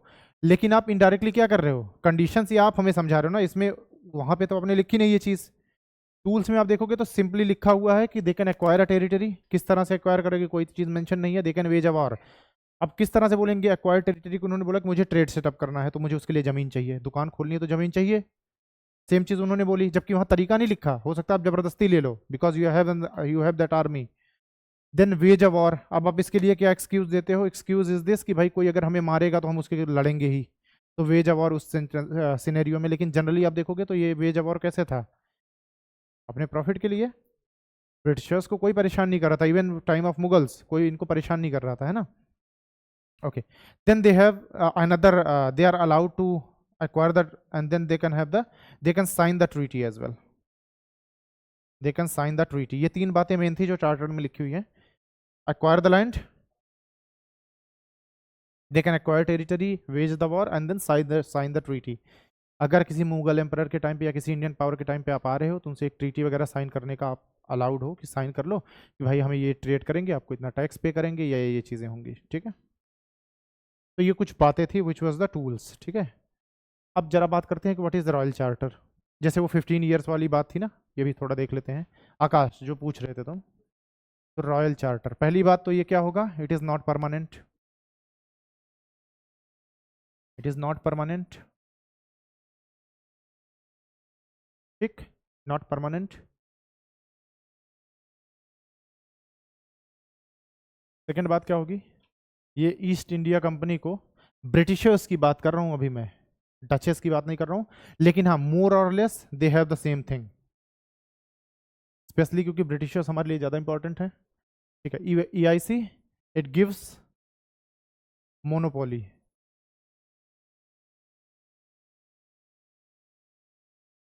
Over trade in east for 15 years. ये royal charter East India company को ये मोनोपोली देता है कि 15 साल तक आप एकदम धड़ल्ले से बिजनेस करो, ट्रेड करो, हम आपको कहते हैं कि because we are the centre of the power. Europeans को लगता था कि वही पावरफुल है ना। तो भाई मोनोपोली देने वाले तुम कौन होते हो, इतना बड़ा वर्ल्ड है, क्योंकि तब तक यूएसए नहीं था, बाकी कंट्रीज नहीं थी, तो ठीक है ये पावर्स थे। इंडस्ट्रियलाइजेशन हो गया आपके यहाँ, तो आपके पास पैसे आ गए, तो आज नेता बन गए आप, हैं। कंपनी एग्जैक्टली बाद में न्यू कंपनी आएगी, there is another company named new company. क्यों न्यू कंपनी आएगी, क्योंकि वो ज़्यादा प्रॉफिट प्रॉमिस करेगी। अगर ईस्ट इंडिया कंपनी ब्रिटेन को एक सेंचुरी में अगर मैं बात करूं तो 113 lakh pounds were the benefit they gave to the crown. 113 lakh pound उस टाइम पे, सोचिए देखो कितना ज़्यादा पैसा, एक पूरी सेंचुरी की खैर ये बात है ना, पूरी एक सेंचुरी में लगभग 113 लाख पाउंड, इस बहुत ज़्यादा पैसा है ना। तो इतना पैसा अगर आप एक्सट्रैक्ट कर रहे हो कौन सी कंट्री से, हमारी अमीर कंट्री, सोने की चिड़िया ऐसे ही नहीं बोने जाते थे, पूरी यूरोपियन कंट्री हमारी कंट्री से रिसोर्सेज एक्सट्रैक्ट कर करके क्या बन रहे हैं, they are becoming the world powers. So imagine करो कि हम कितने रिच थे। हाँ हाँ, आप सोच के देखो, नादिर शाह हो कितना पैसा लूट ले गए 13,000 करोड़, ठीक। खैर तो सोचो कि हम कितना लूटा गया कई सौ सालों तक हमको, कुछ तो बात है हम में कि हस्ती मिटती नहीं हमारी। अब देख लो फिर से सेकंड थर्ड बन गए ना largest, will surpass China one day again. The time is restoring itself. 16th century पे India was top economy in the whole world, हम रिचेस्ट थे, and now we are moving to that direction again, और हम फिर होंगे। तो we are blessed with that thing. कितना भी लूटो काटो मारो फिर हम वहीं पहुंच जाएंगे। ठीक है, ठीक है, लेकिन ठीक है चलो। तो ये जो ईस्ट वाला है, ईस्ट वाला है, इसको ईस्ट इंडीज, ईस्ट इंडीज बोलेंगे ये लोग, ईस्ट इंडीज। इसमें पूरा जो एशिया की कंट्रीज हैं वो आएंगी। स्पेसिफिकली अगर मैं बात करूं तो इसमें आएगा India, China and Indonesia. Indonesia, ठीक है। India is famous for textile, China is famous for its tea, and then Indonesia is for spices, है ना। चाइना और इंडिया का मिला के आप बोलोगे तो सिल्क ज्यादा यहीं से एक्सट्रैक्ट होता था, है ना, सिल्क भी एक्सट्रैक्ट होता था।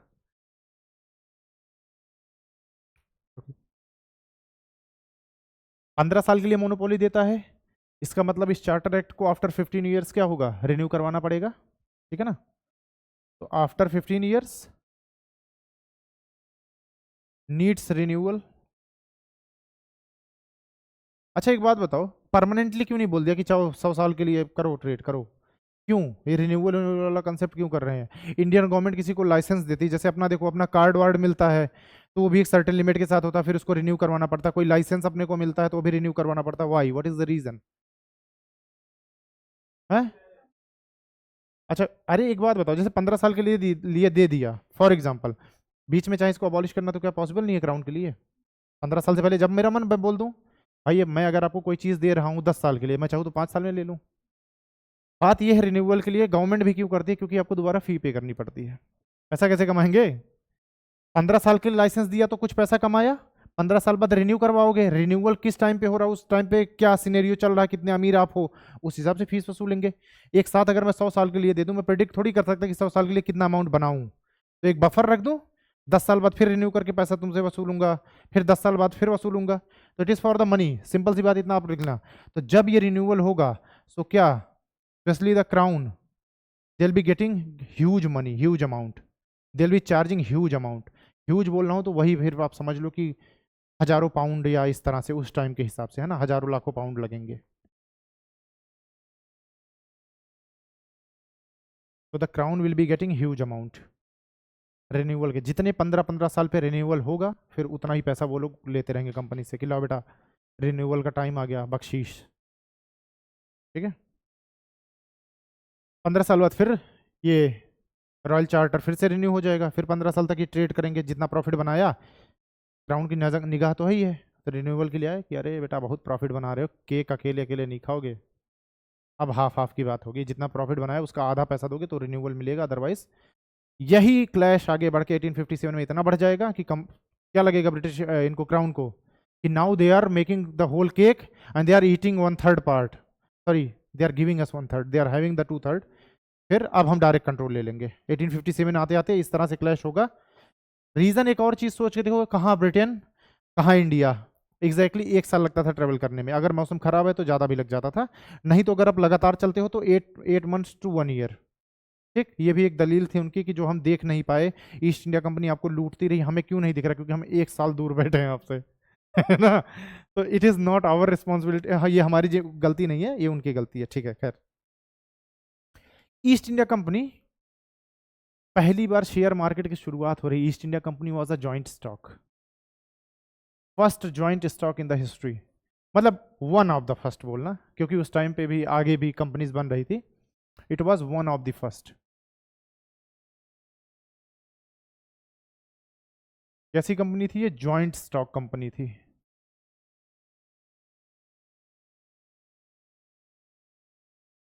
इतना भी चाहे इकोनॉमिक्स पीछा नहीं छोड़ती मेरा ठीक है। जॉइंट स्टॉक कंपनी मतलब क्या होती है Yashika, what is joint stock company. ठीक है, जैसे ठीक है ना, एक ऐसी कंपनी जो आप सारे, जैसे यहाँ जितने लोग हो सारे लोग पैसा मिलाकर के कंपनी खड़ी कर दो, तो अगर मैं कहूँ 100 रुपए की कंपनी है तो इसमें बहुत सारे लोगों के शेयर्स होंगे, है ना है हाँ यस, तो this company is KD cafe house, ठीक है। ये अलग बात है, मैंने खोला लेकिन आप लोग आए नहीं। कॉफी पीने आओ कभी, सस्ती है, 300-400 रुपए की कॉफी दूंगा इतने बड़े कप में, है ना, ठीक है, क्योंकि इसमें इलायची पड़ी होगी। Just imagine yourself as the Mughal emperor who is having the tea with the elaichi हाँ ये बात सही है, ठीक है। तो ऐसे मान लो कि चलो 10-10 रुपए लगा करके, and who will be the major stake holder, crown, है ना। कंट्रोल कौन करेगा इसको, क्राउन। तो जनरली क्राउन, सिर्फ अकेला क्राउन नहीं होता था, देखो टोटल 26 मेंबर्स होंगे उसमें, 26 मेंबर्स। अभी मैं बताऊंगा कि कैसे क्या स्ट्रक्चर था ईआईसी का। तो ईआईसी में 26 मेंबर्स थे जो कि मेजर स्टेक होल्डर्स होंगे। तो एक पर्सन होगा इसमें जो कि क्या करेगा, मतलब एक पर्सन या ग्रुप ऑफ पर्सन होगा जो 51 स्टेक होल्डर होगा, 51%, 51% अगर किसी कंपनी का मेरा स्टॉक, तो आई एम द ओनर, मैं उसके डिसीजंस लूंगा, है ना। कास्टिंग वोट मेरे पास, 49% लोग कुछ भी बोले, I have that extra 2%, extra 1%, तो जो मैं बोलूंगा लास्ट में वही चीज होगी, अप्रूवल मेरा चाहिए होगा, ठीक है। तो दिस इज द थिंग। तो first joint stock company in the history of Mankind यहां से शुरू हो रही है। तो शेयर मार्केट को शुरू करने का श्रेय यूरोपियंस को। ये जो 10-10 रुपए लगे थे, सिर्फ इसमें मर्चेंट्स या एलिट्स ही नहीं है, इसमें छोटे छोटे शॉपकीपर्स भी हैं, बिजनेसमैन भी हैं, बहुत सारे लोग हैं। तो पूरा लंदन मिलकर के एक साथ आ रहा है टैकल करने के लिए अदर यूरोपियन ट्रेड्स। क्योंकि मैं प्रॉमिस कर रहा हूं, if I am the queen, I am promising कि अगर आप सब पैसा दोगे तो एक टाइम ऐसा आएगा कि हमारी मोनोपोली होगी, सिर्फ आप ट्रेड कर पाओगे। तो मेरे लिए भी लालच आएगा, मैं अगर छोटा शॉपकीपर हूं तो मैं भी पैसे दूंगा कि भाई हो सकता है इससे मेरा भी कुछ प्रॉफिट हो जाए, है ना। तो दिस इज द थिंग कि एक ट्रेड यूनियन सा बना रहे हैं ये लोग। अब देखो आप, ठीक है, ओके। देन एक टाइम तक इससे पैसा वैसा आ रहा है। Then comes to India, the person's name is Robert Clive, ठीक। रॉबर्ट क्लाइव कब आता है?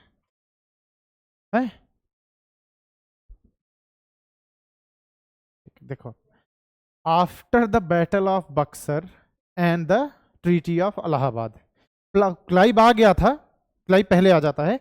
और क्यों आया था, देखो आप सोच के देखो, ईस्ट इंडिया कंपनी बेसिकली देख रही कि बहुत प्रॉफिट बना रही है, ब्रिटेन देख रहा है, तो क्राउन ने भेजा रॉबर्ट क्लाइव को कि जाओ देखो कुछ और एक्स्ट्रा एक्स्ट्रा आ सकता है क्या। So that's why Robert Clive was sent to India.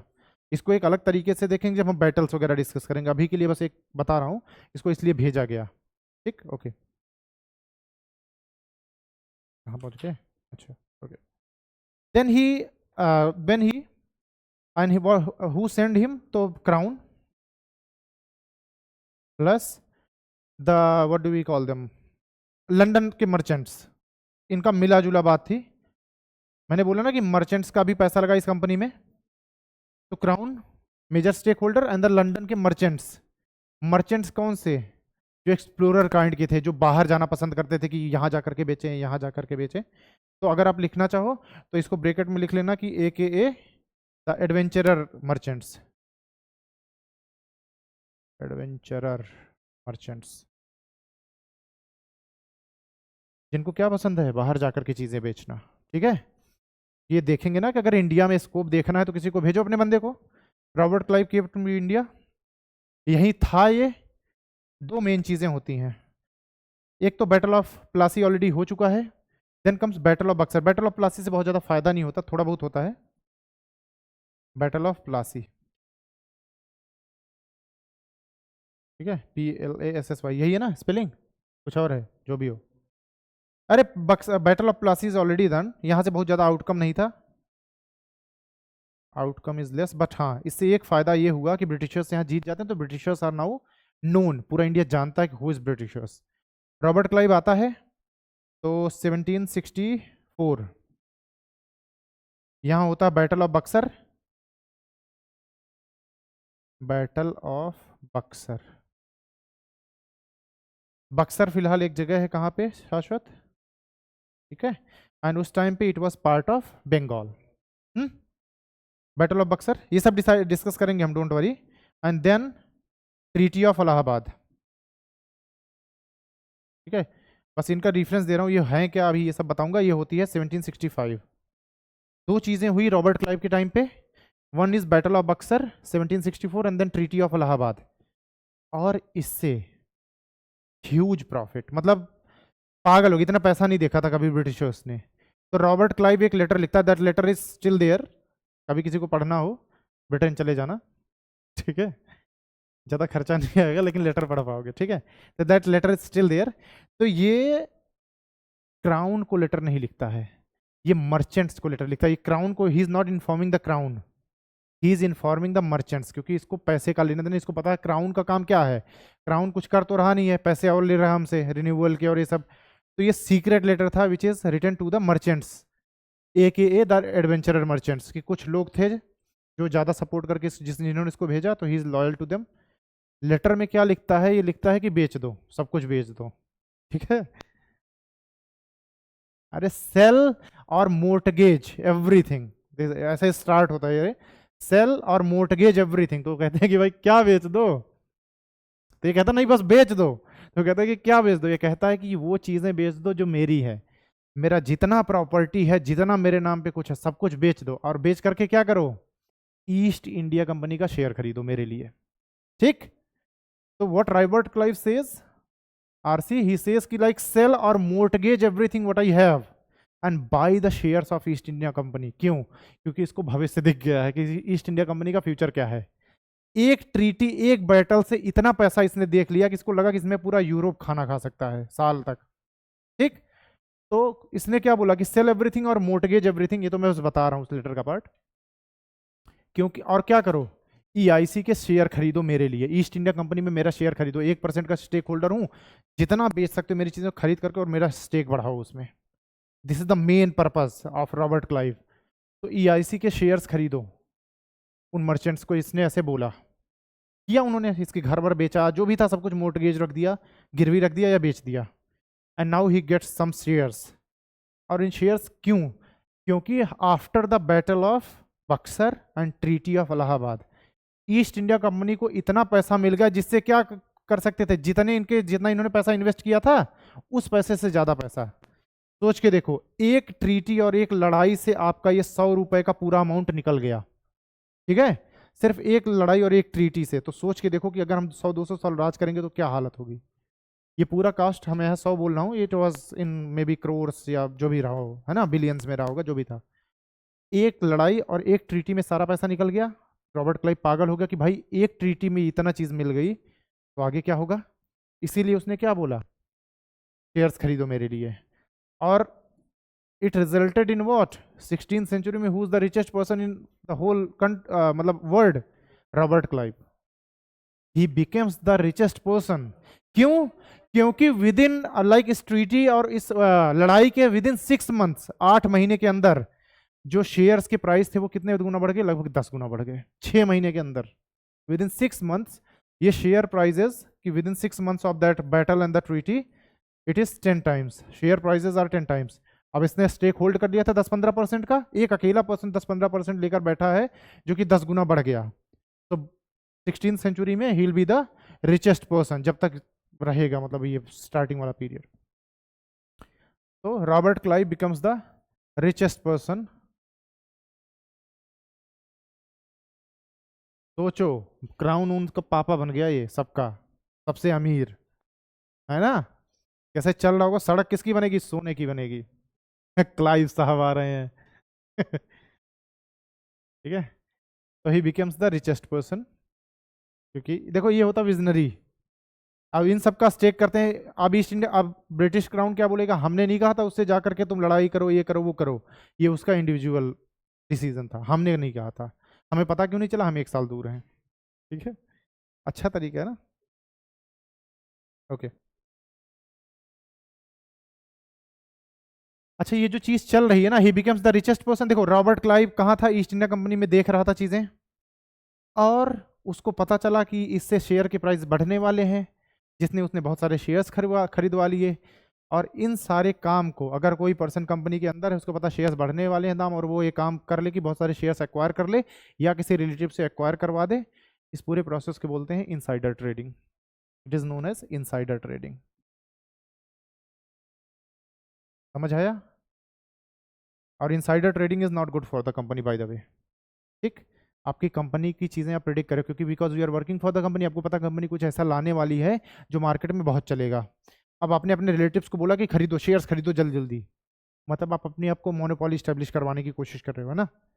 किसी हिसाब से अगर आप, मैं कह रहा हूँ कि 25-26% भी ले गए shares, now you are holding a major stock, में आप अच्छा खासा स्टॉक होल्ड करे हो, है ना। तो this thing is called insider trading, कि कोई बंदा कंपनी के अंदर का अगर कंपनी की बातें किसी और को बता करके शेयर्स खरीदवा दे, ठीक। तो this is called insider trading, क्योंकि उसको पता है कि company is going to be, अगर आप ये करोगे बिल्कुल पेनल्टी लगेगी, ये तो गलत है ना, it is against the company. मतलब हो सकता है रहे हो इन्वॉल्व, कैसे कोई इतना बड़ा शेयर मार्केट में वो बन जाएगा, मोरली ठीक नहीं है ये, बस, है ना।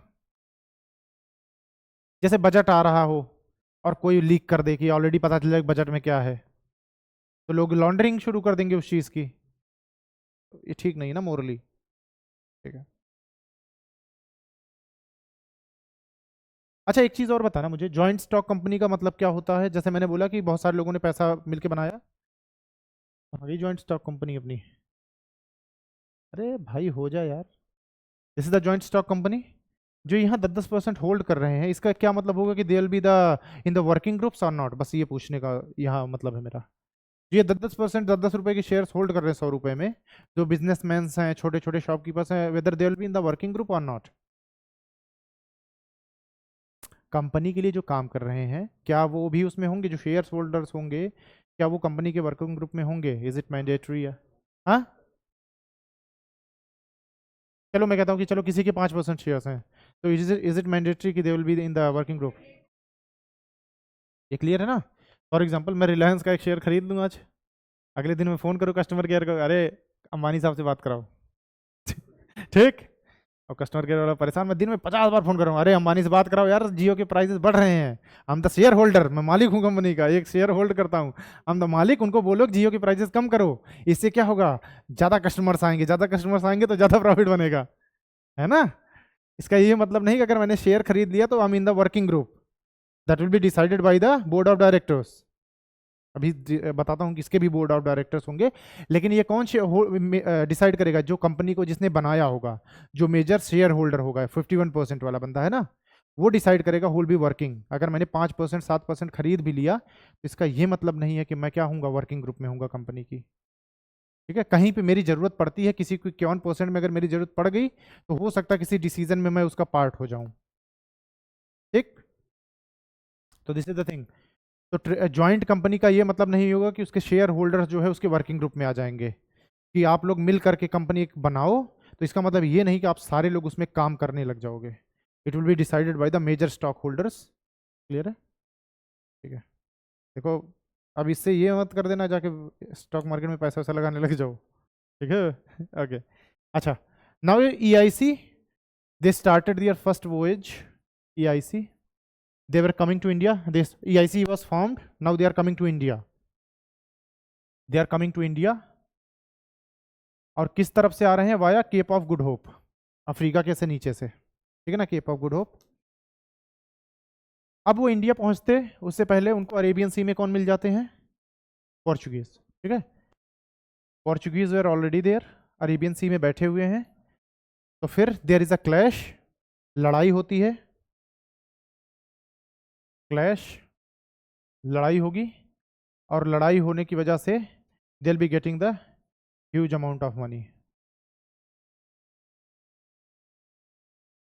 मनी, पैसा।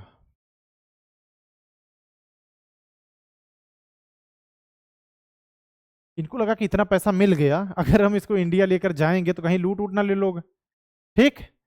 तो डर था कि वहां पे बाकी मुगल्स बैठे होंगे, बाकी लोग बैठे होंगे, क्योंकि 16th century, Mughals at their peak, है ना। अकबर मर गया होगा 16th सेंचुरी, जो भी है, अकबर था, मतलब नहीं, अकबर मर गया, नहीं मर गया, जिंदा है ना। 2-3 साल का टाइम बचा, बुढ़ा हो गया, मतलब बेयरली वॉकिंग, लाठी वाठी लेकर के चल रहा होगा, कम दिखाई दे रहा होगा, है 16th नहीं, सॉरी 17th सेंचुरी, हाँ, मतलब अर्ली 1600s। ओके, तो अकबर इज जिंदा, स्टिल जिंदा, मतलब still Mughal is very powerful there. डर होगा, इस पैसे को लेकर के लौट गए इंग्लैंड, कहे चलो बहुत पैसा मिल गया, वापस चलते हैं, ठीक है। लेकर के गए, पैसा वहां रखा। अब जैसे ही लगा कि भाई इतना पैसा और आ गया, देखो स्टॉक्स कितनी तेजी से बढ़ रहे, रॉबर्ट क्लाइव क्यों अमीर बनेगा, देखो स्टॉक के प्राइसेस बढ़ गए, फिर बैटल ऑफ बक्सर होगा, देन बाकी चीजें होंगी, फिर स्टॉक के प्राइसेस बढ़ेंगे, ऐसे ही देखो ये कंपनी बड़ी बनती जा रही है हर दिन के साथ, इतना पैसा और कंपनी में ऐड हो गया, अब वो ज़्यादा आर्मी आर्मी लेकर के आएंगे, इतना पैसा लेकर के लौटोगे, अगर कमा करके बाहर से आए हो तो थोड़ा ज़्यादा इज्जत मिलेगी घर में, लोगों का भरोसा ज़्यादा होगा, then you will be coming with a huge army, ठीक है। देन थोड़ा ईयर वाइज करते हैं, ठीक है, ठीक है, हाँ ठीक है। EIC का मैनेजमेंट देख लो आप, उसके बाद ईयर वाइज करते हैं। EIC का मैनेजमेंट वाला सीन क्या था, इसके मैनेजमेंट में कौन लोग थे, तो EIC में एक गवर्नर होगा, governor plus deputy governor plus 24 members, और ये सारे लोग कौन से होंगे, एलीट पीपल। बाय द वे उस टाइम का गवर्नर इस टाइम के गवर्नर से कोई लेना देना नहीं है, पहली बात, पॉलिटिकल डायमेंशन नहीं है इस गवर्नर का, उस टाइम पे जो गवर्नर होगा इसका ये मतलब नहीं है कि वो राज्यपाल हो गया, it's not like that. What who is governor, he will be the CEO, CEO को गवर्नर बोलते थे। फिर एक और डेप्यूटी होगा जो उससे एक पोस्ट नीचे या उसकी गैर मौजूदगी में he will act like a CEO, ठीक है ना। CEO जिसको नहीं समझ आ रहा हो, हेड ऑफ ऑपरेशंस लिख लो, ठीक है। हाँ हाँ हाँ, तो टोटल कितने लोग हो गए, 26 लोग मिलकर के पूरी कंपनी चला रहे हैं ना, 26 members completely, and these 26 peoples were the elite ones, जिनके पास पैसा होगा, पावर होगी, basically they will be the men of money and then aristocrats as well, combination of both is a elite thing.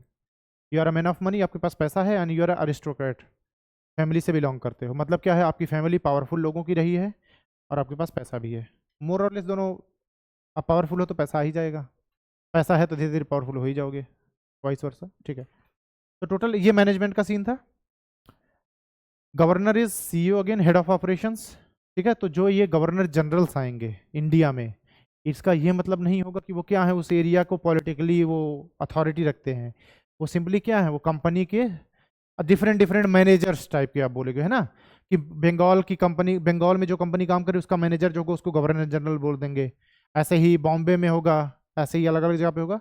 आकाश, इस गवर्नर का आज के governor से कोई लेना देना नहीं है, ठीक है। अच्छा, बाद में ये मैनेजमेंट बना दिया गया court of directors, court of directors इन्हीं लोगों ने मिलकर के ये बना दिया कि अब मैनेजमेंट वाला काम कौन देखेगा, कोर्ट ऑफ डायरेक्टर्स।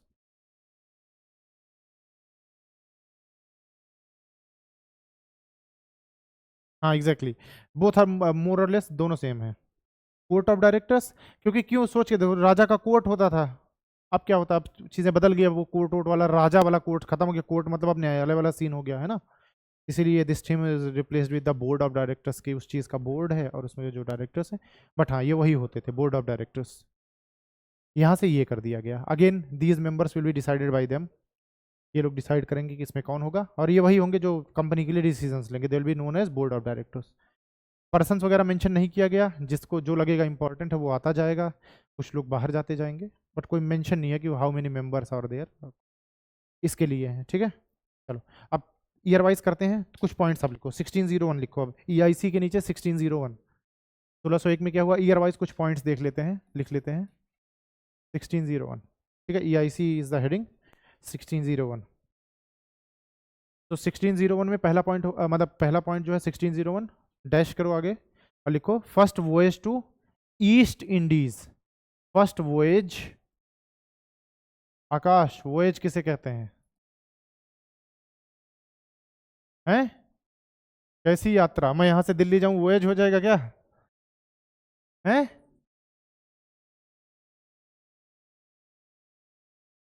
ठीक है, समुद्री यात्रा वोएज, ठीक है, ओके।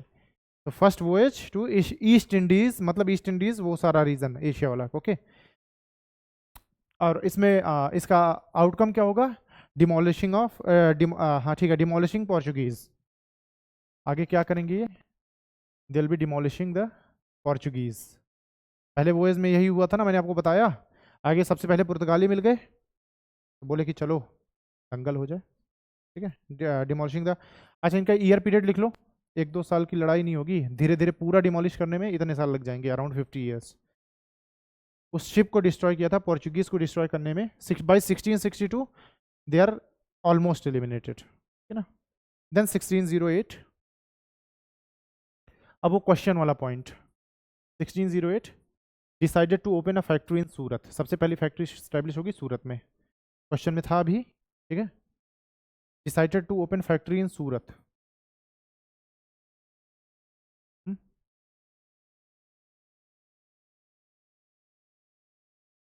सूरत ही क्यों पिक किया, क्योंकि इनको डर कहाँ था, जैसे राजस्थान साइड जाते अगर तो वहाँ राजपूत बैठे हुए थे, बाकी जगहों पे मराठास वगैरह बैठे हुए थे, मुगल्स बैठे हुए थे, तो डर था ना, ठीक है ओके। हाँ भाई तभी तो मैं कह रहा हूँ, है तभी तो मैं कह रहा हूँ, देखो Surat was not, that Surat was not captured by the Marathas till the time, Surat एक एरिया लगा जो इनको फ्रेजाइल लगा, वल्नरेबल, तो ये वहाँ चले गए, क्योंकि राजस्थान में राजपूत बैठे हुए थे, नीचे जो है ट्रावनकोर वाला एरिया होगा वहाँ पे भी धीरे धीरे पावर डेवलप होने लगी थी। विच डायनेस्टी वॉज देयर, वो वोडियार्स, नहीं वोडियार्स तो बीच में थे, वोडियार्स ही थे ना, अरे ये नीचे ये अपना केरला वाला और ये पूरा साउथ इंडिया मतलब वो मैसूर वाला रीजन और ये सब यहाँ पे वोडियार्स होंगे ना, ठीक है हाँ, था ना हरियर बुक का, क्योंकि देखो ये ट्रेड का हमेशा से सेंटर रहा ना, तो इसीलिए आज भी Surat is known for its trade, इतिहास चला रहा है, ठीक है। 1608 में ही एक और काम होता है, they sent means east India company, they sent captain Hawkins, captain Hawkins जिसके नाम पे कुकर आता है ठीक है, दे सेंट कैप्टन हॉकिंस, इस तरह से ट्रिब्यूट दे रहे हैं उनको कुकर बना के, ठीक है। कैप्टन हॉकिंस आएगा, मतलब 1608 वाले ही घटना पीरियड में, एग्जैक्ट टाइम आपको लिखवाता हूँ, 1608 की बात कर रहा हूँ, कौन सा मुगल एम्परर होगा, तो कोर्ट ऑफ जहांगीर, ठीक है। देखो अब मुगल से दोस्ती बनाने की कोशिश की जा रही है, exact time was they sent them, अच्छा हाँ ठीक है इसी के आसपास। जहांगीर का टाइम पीरियड क्या था, 527 है ना, तो वेयर इज जहांगीर, 1605 से 27, 27, ठीक है, डोंट वरी ये सब चीज़ें, ओके ये बात हुई। जहांगीर ठीक आदमी था, अच्छा आदमी था, उसने क्या किया इसको, इसने कहा लो बेटा मनसब रखो, जागीर रखो, ठीक है।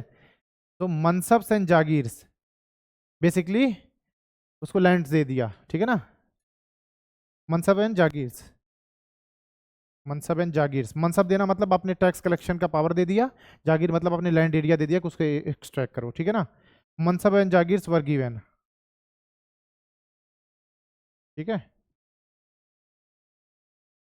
कैप्टन हॉकिंस को मनसब्स मिले, लैंड एरिया, मनसबदार इज जो collects the revenue particular area का, जागीर is land, he got some land as well, कि लो यहाँ पे अपने खेती वेती करने का मन है, घोड़े बड़े रखने का मन है, आर्मी रखने का मन है, कर लो 500 रुपये में, ठीक है ओके। तो ही गॉट दैट, लेकिन एक चीज देखो मैंने क्या बोला कि Portuguese are not eliminated yet, जो काम आज आप कर रहे हो ये आपसे पहले कोई करके बैठा होगा, मुगल से दोस्ती, आप ही आपके दिमाग में थोड़ी ये बात आएगी मुगलों से दोस्ती कर लो, पोर्चुगीज आर स्टिल देयर ना, तो यहाँ पे क्या होगा, ही वॉज एक्सपेल्ड, थोड़े टाइम में इसको कोर्ट से एक्सपेल कर दिया जाएगा, क्यों, क्योंकि पोर्चुगीज कान भरते रहेंगे, अरे साहब ये बहुत खराब लोग हैं, ठीक है, सोना छीन के भाग जाएगा आपका, गद्दी लेकर भाग जाएगा।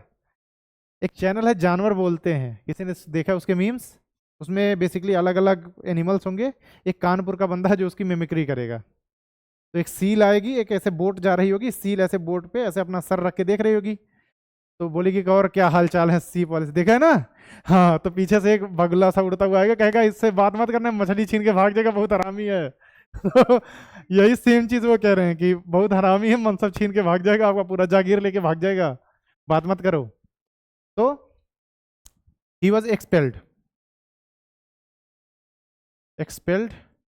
फ्रॉम द कोर्ट,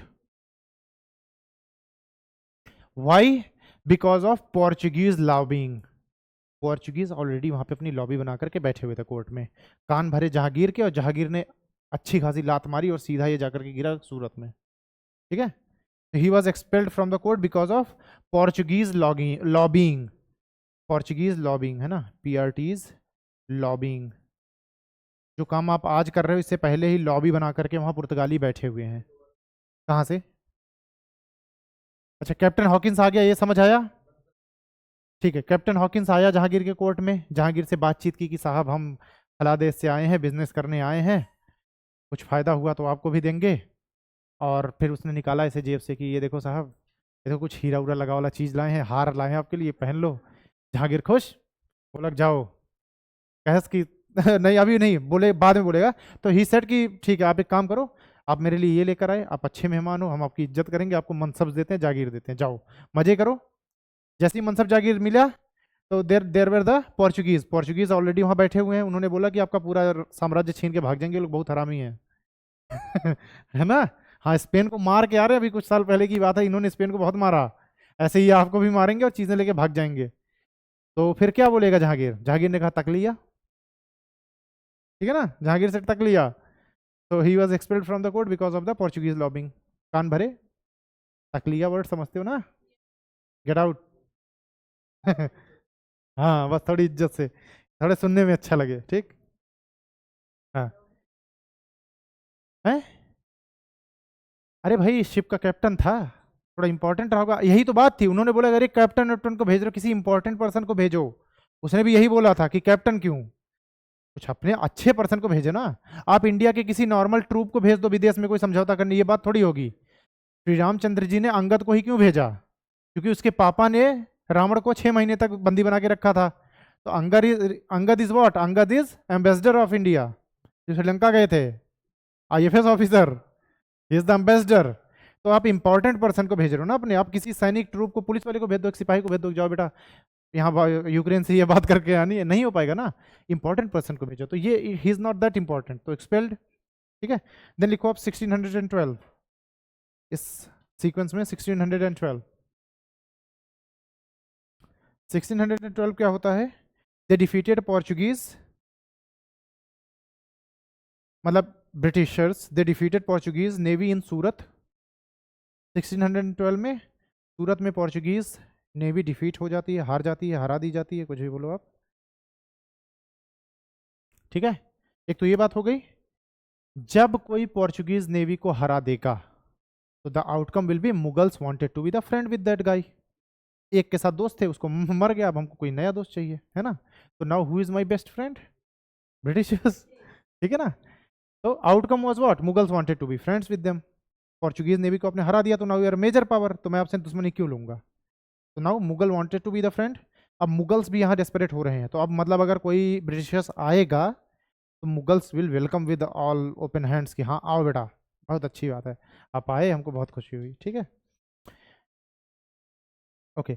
अच्छा, तो अब मुगल्स को भी फ्रेंडशिप चाहिए, तो उसी टाइम टेन्योर में पहला रॉयल फरमान जारी होता है। रॉयल फरमान, जैसे रॉयल चार्टर था, व्हाट इज फरमान? फरमान इज आदेश। कोई राजा अगर, मतलब रॉयल फरमान issued by the Jahangir, clear है ना। पहला रॉयल फरमान किसने इशू किया? जहांगीर ने, अराउंड दिस 1612। अब इस फरमान में क्या बात थी? दोस्ती बढ़ानी है तो आपको कुछ बेनिफिट देना होगा। कोस्टल एरियाज में ईआईसी को फैक्ट्रीज ओपन करने का परमिशन मिल जाता है। ठीक है, ओके। इस फरमान में क्या था? EIC got the permission, to open factories. Surat कौन से एरिया पे आएगा आपने? फैक्ट्रीज इन, अरे ईस्ट वेस्ट नॉर्थ साउथ ऐसे बोलो, वेस्ट कोस्ट। वेस्ट कोस्ट पे फैक्ट्रीज खोलने का ऑर्डर मिल, मतलब फरमान मिल गया किसको? ब्रिटिशर्स को, ड्यूरिंग द जहांगीर, है ना। अब देखो दे स्टार्ट, भाई हाँ ठीक है, अब स्टैब्लिश हो रहे हैं धीरे धीरे, ऐसे ही आते आते आते टाइम का इंतजार कर रहे हैं। अभी वहां से बैठ के बस ये लड़ाई देखेंगे। अब ये कोस्ट पे बैठे हैं, मस्त पॉपकॉर्न खा रहे हैं और देख रहे हैं लड़ो मरो कटो आपस में, जब तक ऐसा टाइम नहीं आ जाता कि वी आर द पावर्स, है ना। एक तो ये हो गया, दे वांटेड द फ्रेंडशिप, एक तो ये काम हो गया कि रॉयल फरमान जारी कर दिया। अब इसी सीक्वेंस में आगे एक टाइम पे इसी नहीं, ठीक है आगे आएंगे। 1615 से 18 में क्या होता है? अब एक इंपॉर्टेंट पर्सन आएगा इंग्लैंड का, क्योंकि अब पता है कि they want the, what is the name? Yes, sir Thomas row. Sir Thomas रो, अब आईएफएस ऑफिसर आया है, हु इज द एम्बेसडर। एक एम्बेसडर आया है अब, है ना। सर थॉमस रो की स्पेलिंग ROE है ना। शायद, जो भी हो। और ये है क्या? He is the Angad of that army, now he is the ambassador. Ambassador, ठीक है, मतलब एक आईएफएस ऑफिसर को भेजा है कि ही इज रिप्रेजेंटिंग अस। अब ये आए तो इनका मेन काम क्या है? मुगल के साथ दोस्ती करो, Mughals, because Mughals also want them. Sir Thomas Roe और जहांगीर को क्या बोला जाता है? They are the, there is a specific term called, they are the drinking partners. This guy and Jahangir, ये लिखा हुआ है इतिहास में, they are the drinking partners. ठीक, अब देखो हुआ क्या, थॉमस रो आए तो जहांगीर ने बोला, अरे आइए आइए, बहुत इज्जत इज्जत की, तो बोले देखो आपकी इज्जत में हम क्या लाए हैं? रेड वाइन, ठीक है, महंगी है बहुत, 200 साल पुरानी। तो फिर हैं? हाँ, हाँ, और अच्छा, ओ, ठीक है, तो लेकर आए। बोला साहब कमाल की चीज है, एक बार पियोगे एक दिन तक होश नहीं रहेगा, जब तक होश आएगा तब तक हम अपना काम कर लेंगे। ठीक है, 60 ml का पैक बनाया। ठीक है, रेड वाइन का क्या सीन है, 60 ml का पैक बनाया, जहांगीर ने लिया, गिलाओ पी जाते, कहे रुको, अरे एमएल का पैक रेड वाइन पीने का क्या तरीका है? थोड़ा उसको आराम से, है ना, हाँ, मतलब थोड़ा स्मेल लो और थोड़ा उसको ब्र्यू करो, ब्र्यू है। तो इन्होंने लिया, तो अब जहांगीर को बड़ा इंटरेस्ट आ रहा है, ये क्या बवाल चीज है कि पहले ये करना पड़ता है। अब इससे इंटरेस्ट बनता है ना, कोई नई चीज आ गई कि अरे वाइन आई है, तो ब्र्यू कर रहा है, आधा घंटा हो गया, जहांगीर देख रहा है कब दो। ठीक, अब इतना किसी चीज को इंतजार कर रहा, दो किसी चीज को अच्छा बनाने का दो तरीका। ठीक, एक या तो उसको बहुत टेस्टी बना ले जाओ, दूसरा अगर वो बहुत टेस्टी नहीं तो अगले को इतना मतलब भूख लगवा दो या उसके लिए तरसा दो, है ना। आधे घंटे तक तरस गया, कब आएगा, अब आएगा, अब आएगा, पिया, उसने कहा हाँ चीज तो अच्छी, समझ नहीं है लेकिन चीज अच्छी है। ठीक है, तो that's how they became the drinking partners. जैसे ही जहांगीर कुछ उल्टा सीधा बात करता था, अब एम्बेसडर का मेन काम क्या है? कोर्ट में वो बैठेगा, और लेकिन अच्छा एक चीज देखो, वो डिसीजंस में कभी भी वो नहीं होगा directly involve. If you are ambassador you can request. अब जहांगीर जैसे ही कोई पोर्चुगल उसके कान भरेगा तो बोलेगा कि अरे साहब ये जबरदस्ती आपके कान भर रहा है, अच्छी बात नहीं है ये, एक काम करो, पैक बनाता हूँ आपको, इधर आओ, है ना, छोड़ो इसकी बात, अब पैक बनाता हूँ। जहांगीर पिया, भूल गया, तो एम्बेसडर क्या करेगा? रिक्वेस्ट करेगा कि हमको भी जीने खाने दो, सिर्फ इतना काम है। रिक्वेस्ट किस तरह से? Obviously drinking partners. जैसे ही कोई टेंशन दी पोर्चुगीज ने, अरे छोड़ो आओ मैं खाने चलते हैं, 60 ml का 2 पैक लिया, जाके ने टेंशन भूल गया, हाँ ठीक है तुम ही मेरे दोस्त हो, है ना। So sir Thomas Roe is playing a important role, बहुत इंपॉर्टेंट रोल प्ले कर रहे हैं। अब इसके आगे जो रोल प्ले होगा वो अगली क्लास में देखेंगे, ठीक है, दैट्स इट।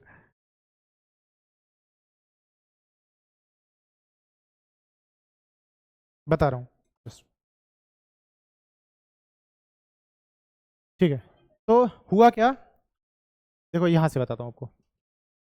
पोर्चुगीज हार चुके हैं ब्रिटिशर्स से, ठीक, Portuguese navy is defeated by the Britishers. अब मुझे लग रहा है कि मेरे एरिया में एक कोई गुंडा आ गया है, ठीक है, तो मैं क्या करूंगा, कोशिश करूंगा कि उसे बना के रखूं, लड़ाई कर, एक तो लड़ाई करने का तरीका, दूसरा बनाने का तरीका। तो मैंने बोला कि जब तक औरंगजेब नहीं आएगा, मुगल से अवॉइड करते थे लड़ाई करना, औरंगजेब का 50 साल सिर्फ लड़ाई ही करेंगे। तो जहांगीर अब दोस्ती किससे बढ़ाएगा? ब्रिटिशर्स से। तो दोस्ती बढ़ाने के लिए कुछ स्टेप आपको लेना पड़ेगा। स्टेप कैसे लोगे? रॉयल फरमान जारी किया। रॉयल फरमान ने क्या बोला? अभी तक मुगल एम्पायर में कोई भी बाहर का बंदा ट्रेड नहीं कर सकता था एक्सेप्ट पोर्चुगीज, क्योंकि जो काम आज ब्रिटिशर्स कर रहे हैं पोर्चुगीज ये काम कर चुके हैं।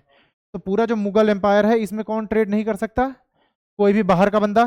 अगर ब्रिटिशर्स को ट्रेड करना है तो उनकी परमिशन चाहिए, तो ये रॉयल फरमान 1 में उनको परमिशन दे दी कि जो ये पूरा गुजरात वाला एरिया है, इस गुजरात वाले एरिया में आप अपनी फैक्ट्रीज ओपन करो, ट्रेड वेड करो, हम आपको कुछ नहीं कहेंगे। बदले में वही बात है, सर थॉमस रो आएंगे कि भाई हमारी तरफ से भी दोस्ती की शुरुआत होगी, एंड देन आगे चीजें देखेंगे, ठीक है। फिर रॉयल फरमान 2 कन्विंस कर ले जाएंगे सर थॉमस रो, और उस रॉयल फरमान 2 में बहुत सारी चीजें ले जाएंगे। रुको, हाँ बंद कर दो, ठीक है, ऑनलाइन लो, जा भी जा सकते हो आप भी।